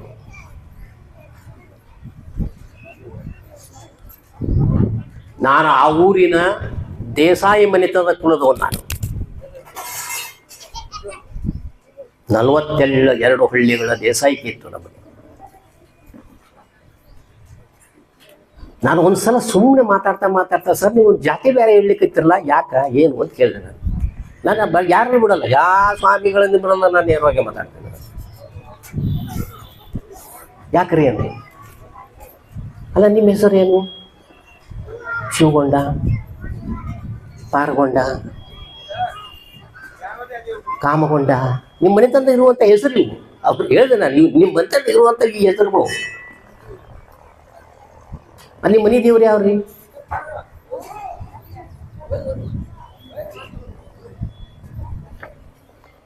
ಅಮುಕ್ ಸಿದ್ಧ. ಸರ್ ನಿಮಗೆ 200 ಎಕರೆ ಜಮೀನು ಬರ್ತಲ್ಲ, ನೀವು ಪೂಜಾರಿಗಳಿದ್ರಿ, ನಿಮ್ಮ ಕರ್ತವ್ಯನ ಆ ಗುಡಿಗೆ ಎಣ್ಣೆಯನ್ನು ಕೊಡುವಂತ ಸೇವೆ ನಿಮಗೆ ಒಪ್ಪಿಸಿದ್ರು, ಅದಕ್ಕೆ ನಿಮಗೆ 200 ಎಕರೆ ಜಮೀನು ಕೊಟ್ಟರು.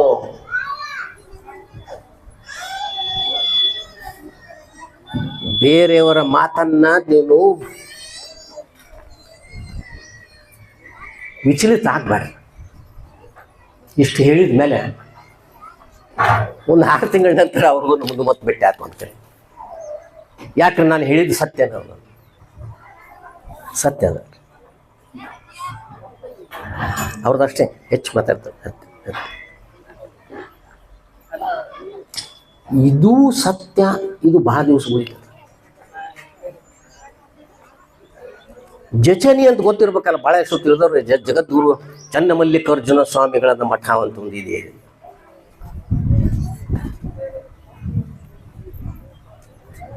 ಅವ್ರದ್ದು ಮಠ ಮೂಲ ಮಠ ಆಂಧ್ರ ಪ್ರದೇಶದ ಅನಂತಪುರ ಜಿಲ್ಲೆ ಒಳಗೆ ಬರ್ತದೆ.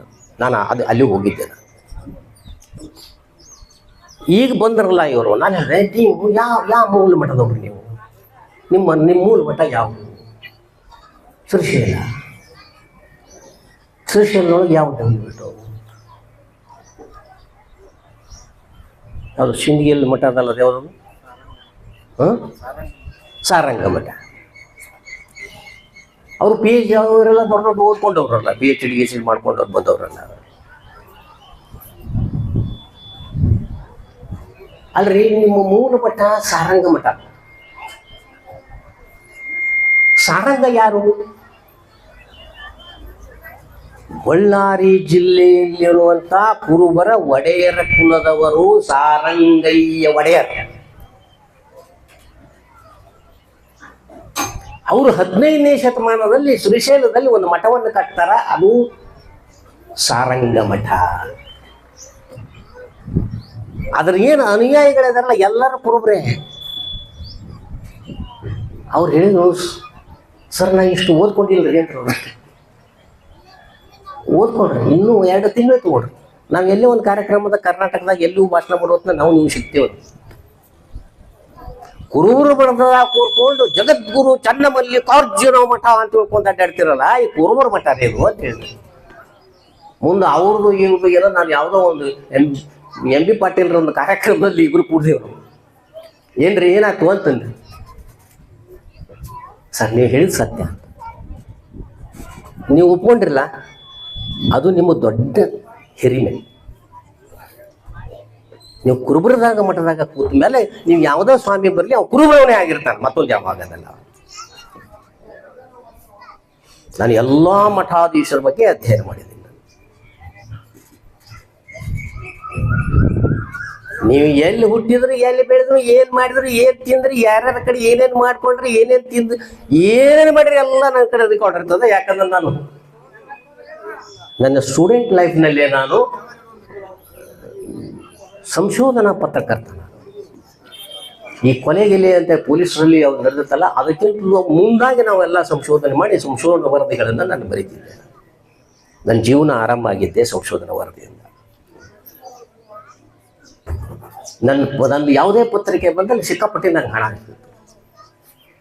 ಯಾವ ಎಲ್ಲಿ ಮಾಡಿರ್ತಾನ, ಯಾವ ಸ್ವಾಮಿ ಏನು ಮಾಡಿ ಇವೆಲ್ಲ ಡೀಟೇಲ್ಸ್ ಬರ್ತಿತ್ತು. ಮಾತೆ ಮಾದೇವಿಯವ್ರ ಬಗ್ಗೆ ಬರೆಸ್ಲಿಕ್ಕೆ ಹೇಳೋರು ಪಾಟೀಲ್ ಪುಟ್ಟಪ್ಪನವ್ರು ನನಗೆ.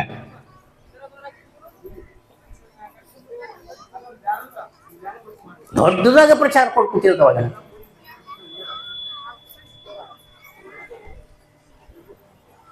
ಆಹಾರ ನಾನು ಕೊಡ್ತಿದ್ದೆ, ಪೇಪರ್ ಅವ್ರದ್ದೆಲ್ಲ ಪ್ರಿಂಟ್ ಹಾಕಿದ್ದು.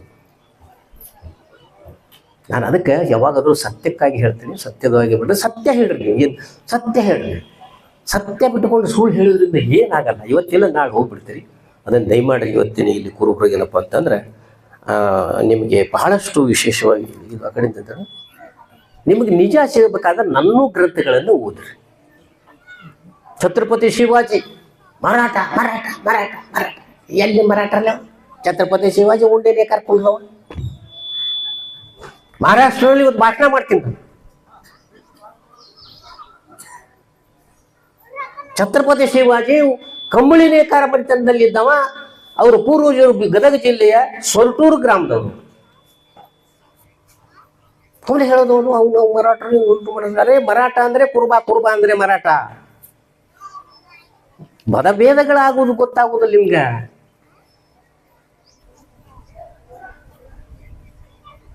(1871ನೇ ಇಸ್ವಿ ಸೆನ್ಸಸ್ನಲ್ಲಿ ಇವರೆಲ್ಲರೂ ಕೆಳವರ್ಗದವರು. 1931 ನಂತರ ಇವ್ರಿಗೊಂದು ಜಾಗ ಕೊಡ್ತಾರ, ಅದರಿಂದ ಬರ್ತಾರೆ. ನಾನು ಮೊದಲು ಭಾಳ ಕಡೆ ನಾನು ಈ ಮಾತು ಹೇಳಿದಾಗ ನನ್ನ ಹೆಸರಿನಿಂದ ಲಭೋ ಲಭೋ ಹೊಯ್ಕೊಂಡ್ರಿ, ಕೆಲವು ಜನ ಹೊಯ್ಕೊಳ್ರಿ ಅಂತ. ಸತ್ಯ ಅದೇ ಬರುತ್ತೆ. ಈಗ ಒಂದು 3-4 ವರ್ಷದಿಂದ ಅವ ಯಾವನೋ ಮಂತ್ರಿ ಇದ್ದಾನೋ, ತಗಡ ಮಂತ್ರಿ ಅವ. ನಾನು ಬೇಡ ಜಂಗಮರಿ SC ಒಳಗೆ ಸರ್ಟಿಫಿಕೇಟ್ ತೊಗೊಂಡು ಬರ್ತಾರೆ. ನಮಗೆ SC ಕೊಡ್ರಿ ಅಂತ ಇವ್ರು ಜಂಗಮರು ಹೇಳ್ತಿದ್ದಾರೆ ಇವತ್ತ. ಅಂದ್ರೆ ಖರೆ ಜಾತಿ ಗೊತ್ತಾತಿಲ್ಲ, ಖರೆ ಗೊತ್ತಾತಿಲ್ಲ. ನಾವೇನು ಹೇಳಬೇಕು ಬೇಕಾಗಿಲ್ಲ, ಗೊತ್ತಾತಿಲ್ಲ ನಮ್ಗೆ. ನಾವು SC ಕೊಡ್ರಿ, ನಮ್ಗೆ SC ಕೊಡ್ರಿ. ಈ ಪಂಢರಪುರ ಎಲೆಕ್ಷನ್ ಒಬ್ಬ ಸ್ವಾಮಿ ನಿಂತಿದ್ದ, ಅವ್ರ ಮಠನೂ ಕುರುಬರ್ದೆ. ನಾವು ಬೇಡ ಜಂಗಮ SC ಅಂತ ತಿಳ್ಕೊಂಡು MP ನಿಂತವ. ಎಂಥವು ಈ ಪಿಕ್ಚರ್ರಿ ಇದು. ನಾನೊಂದು ಸಲ ಭೇಟಿಯಾಗಿದ್ದೆ. ನಾನು ಏನ್ರಿ ಎಲ್ಲರಿಗೆ ಗುರುಗಳು ನಾವು ದೇಶಕ್ಕೆ ಗುರುಗಳು ನಾವು, ನಮ್ಮ ಕಾಲ್ ಬಿಡ್ರಿ, ನಮ್ಮ ಇದನ್ನ ಮಾಡ್ಕೊಂತ ಹೇಳ್ಕೊಂತ ಅಡ್ಡಾಡ್ತಿರಲ್ಲ, ನೀವು SC ಸರ್ಟಿಫಿಕೇಟ್ ತೊಗೊಂಡ್ಬಂದ್ಬಿಟ್ರಲ್ಲ ಅಂತ ಹೇಳಿ. ಸೊಲ್ಲಾಪುರದಾಗ ಒಂದು ಮಠ ಅದಾವ, ಇನ್ನೊಂದು ಮಠ ಅದ ಅಲ್ಲಿ. ಸುಮ್ಮನಿಗೆ ಸಿದ್ದರಾಮನ ಸಂಬಂಧಪಟ್ಟಂತ ಇವರು ಹಬ್ಬಗಳು. ಅರೆ ಇವರು ಡೊಳ್ಳ ಹೊಡೆಯವ್ರಿ, ದೇವ್ರ ಗುಡಿಯಾಗ ಡೊಳ್ಳ ಹೊಡೆಯವರು. ನಾವು ಹಬ್ಬಗಳ್ರಿ. ಈಗ ಅರೆ ನಾಚಿಗದ ಇಲ್ಲಿ. ಇವರು ಬಿಗಸ್ತಾನ ಯಾರಿಗೆ? ಸೊಲ್ಲಾಪುರದಲ್ಲಿರುವಂಥ ರೇವಣಸಿದ್ದನ ಪೂಜಾರಿಗಳಿಗೆ, ಸಿಂಗಾಡೆ ಅನ್ನುವಂಥ ಕುರುಬರವರು. ಸಿಂಗಾಡೆ ನೀವು ಏನಂತಾರದ ನಿಮ್ಗೆ ಬೆಡಗ, ಕುರುಬರಲ್ಲೇ ಬೆಡಗ ಇದೆ ಸಿಂಗಾಡೆ ಅಂತೇಳಿ. ನನ್ನ ಧರ್ಮಗ್ರಂಥದಲ್ಲಿ ನಾನು ಸುಮಾರು 4,000 ತನಕನೂ ಇದನ್ನು ಬರೆದಿದ್ದೀನಿ. ನೀವೇ ಬಡ್ದಾಡು. 1962 ಒಬ್ಬ ಸ್ವಾಮಿ ಒಬ್ಬ ಕೆಳವರ್ಗದ ಹೆಂಗಸಿಗಳಿಗೆ ಸಂಬಂಧ ಬಿಟ್ಟ ಇವನು ಇಡೀ ಇವ್ರು ಸಿದ್ದರಾಮನ ಮಂದಿರದ ಪೂಜಾರಿಯಿಂದನೇ ಹೊರ ತೆಗಿಲಿಕ್ಕೆ ತಯಾರಾಗ್ಬಿಟ್ಟು ಎತ್ತಿಡ್ಲಿಕ್ಕೆ ತಯಾರಾಗಿ. ಅವಾಗ ಒಬ್ಬ ಮಹಾಸ್ವಾಮಿ ಮಹಾಮಂತ್ರಿ ಮಹಾನ್ ಭಾವ ಬಂದು ಹೇಳ್ತಾನ, ನೀವು ಏನಿಲ್ಲ, ನೀವು ಲಿಂಗ ಕಟ್ಕೊಂಡ್ಬಿಡ್ರಿ, ಎಲ್ಲರೂ ಸರಿ ಹೊಂದ್ಬಿಡ್ದು. ನೀವೇನು ಮಾಡಿದ್ರಲ್ಲ ಪೂಜಾರಿಗಳು, ಅಲ್ಲೇನು ಇಟ್ಕೊಂಡಿದ್ರಲ್ಲ ಅದೆಲ್ಲ ಮಾಪಾಗ್ಬಿಡೋದು. ಅದಕ್ಕೆ 1962 ವರ್ಷದಲ್ಲಿ ತಮ್ಮ ಪೂಜಾರಿಕೆ ಉಳಿಸಿಕೊಳ್ಳುವ ಸಲುವಾಗಿ ಇವರು ಲಿಂಗ ಕಟ್ಟಿಕೊಂಡ್ರು. ಇತಿಹಾಸ ಗೊತ್ತಿರಲಿ. ನಮ್ಮ ಕಂಬಳಿ ಆಗೋದಿಲ್ಲ ಅಂತ ಹೇಳ್ಕೊತಿರಲ್ಲ. ಸಿದ್ದರಾಮೇಶ್ವರ ಜಾತ್ರೆಯಲ್ಲಿ ಯಾಕಪ್ಪ ನೀವು 4 ಮಂದಿ ಸ್ವಾಮಿಗಳು ಯಾಕೆ ಕಂಬಳಿ ಹೊತ್ಕೊಂಡು ಹೋಗಿ ಬರ್ತೀರಿ? ಮೆರವಣಿಗೆ ಹಾಕತಿಲ್ಲ ಜಾತ್ರೆಗೆ, ಅವರು ಕಂಬಳಿ ಹೊತ್ತಿರ್ತಿರಿಲ್ಲ. ಮತ್ತೆ ಬೇರೆ ಕಡೆ ಇವ್ರಿಗೆ ಚುಚ್ಚುತ್ತದೆ. ಇವ್ರಿಗೆ ಅರೆ ಬಸವಣ್ಣನ ಕಂಬಳಿ ಮೇಲೆ ಕೂತಿದ್ ಬಗ್ಗೆ ದಾಖಲೆ ಅದಾವ ನಮ್ಮನೆ.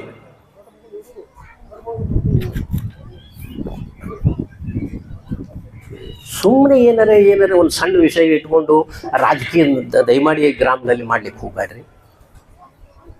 ಎಲ್ಲರ ಸಹಬಾಳ್ವೆಯಿಂದ ಬಾಳ್ರಿ. ಪಾರ್ಟಿಷನ್ ಮಾಡಕ್ ಹೋಗ್ಬೇಡ್ರಿ. ಸೊನ್ನಲಿಗೆ ಸಿದ್ದರಾಮನೂ ಕುರುಬೆ, ಕರಿಸಿದ್ದನೂ ಕುರುಬೆ, ಬೀರಪ್ಪನೂ ಕುರುಬ. ನಿಂದೇನು ವಿಶೇಷ ಬ್ರ್ಯಾಂಡಪ್ಪ?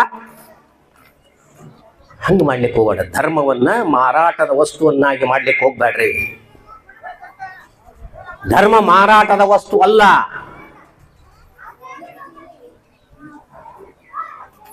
ಧರ್ಮ ಧರ್ಮವಾಗೇ ಇರ್ತದ. ಎಲ್ಲಕ್ಕೂ ಅತ್ಯಂತ ಶ್ರೇಷ್ಠವಾದದ್ದು ಧರ್ಮ.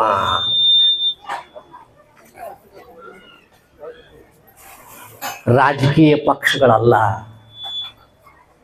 ಇವತ್ತು ಈ ಪಾರ್ಟಿಯಾಗಿರ್ತಾನ, ಆ ಪಾರ್ಟಿಯಾಗಿರ್ತಾನೆ. ಸಿದ್ದರಾಮಯ್ಯವ್ರ ಬಗ್ಗೆ ನಾನು ಹೇಳ್ತೀನಿ.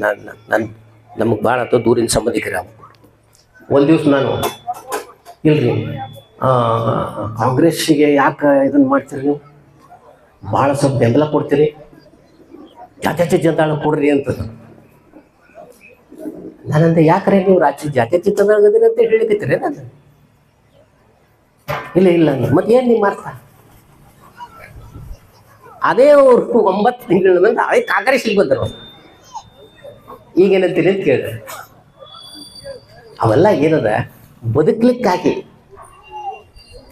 ಜೀವನ ನಡೆಸಲಿಕ್ಕಾಗಿ ಇವೆಲ್ಲ ರಾಜಕೀಯ ಪಕ್ಷಗಳು. ಇವತ್ತೆಲ್ಲ ಏನೇನೇ ಹೇಳ್ಕೋತೇವೆ, ಏನೇನೇ ಹೇಳುದು. ಆ ಶಾಸನದಲ್ಲಿ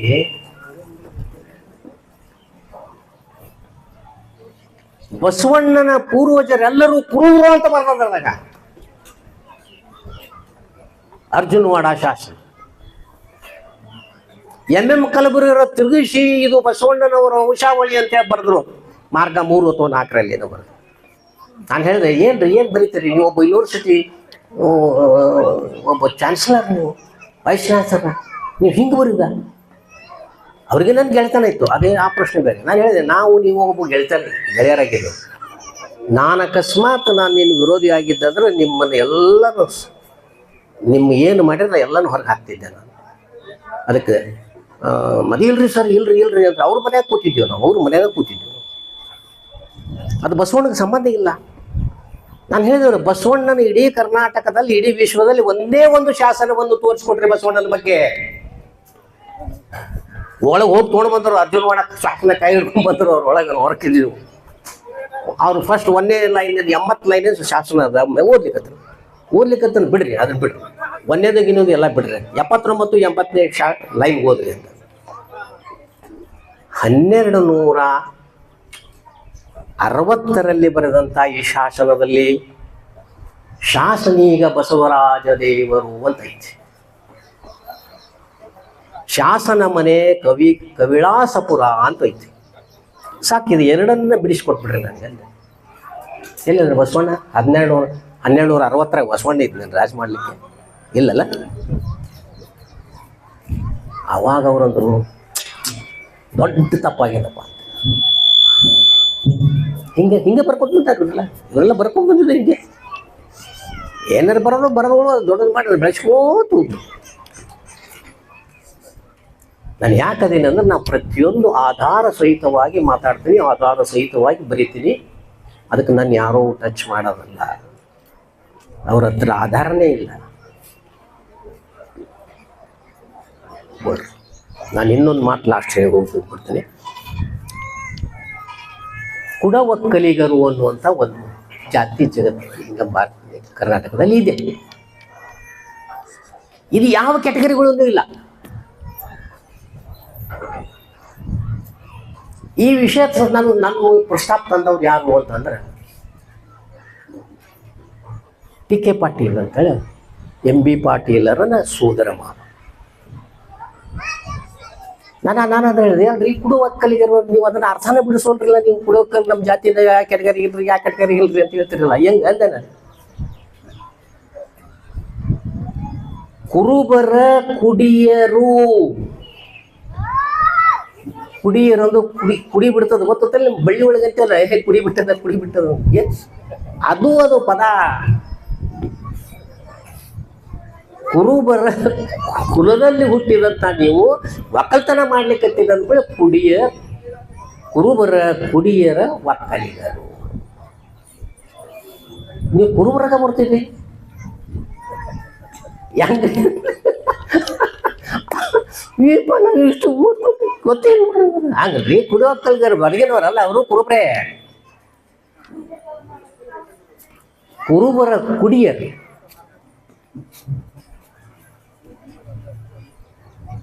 ಕುಡಿಯರಂತ ಅರ್ಥ. ಇದು ತಮಿಳಿನಲ್ಲಿ ನೊಳಂಬರು ಅಂತಾರೆ. ನೊಳಂಬ ಅಂದ್ರೆ ಕುಡಿ. ಕುರುಬರ ಕುಡಿಗಳು ನೊಳಂಬರು, ಅಲ್ಲೆಲ್ಲ ನೊಳಂಬರು ಅಂತಾರ. 78 ದೇವಾಲಯ ಗುಡಿಗಳಲ್ಲಿ ಕುರಿ ಬಲಿ ಅದಾವ, ಮಟನ್ ಮಾಡ್ಕೊಂಡು ಆರಾಮ್ ಎಲ್ಲ ತಿಂತಾರ. ಅಲ್ಲಿ ಇಲ್ಲೇ ಯಾಕೆ ತಿನ್ನುವುದಿಲ್ಲ ಅಂತಂದ್ರೆ ಇಲ್ಲಿ ಬಸವಣ್ಣನ ಪ್ರಚಾರದಲ್ಲಿ ಅದನ್ನು ಮುಚ್ಚಿಟ್ಟಿದಾರ.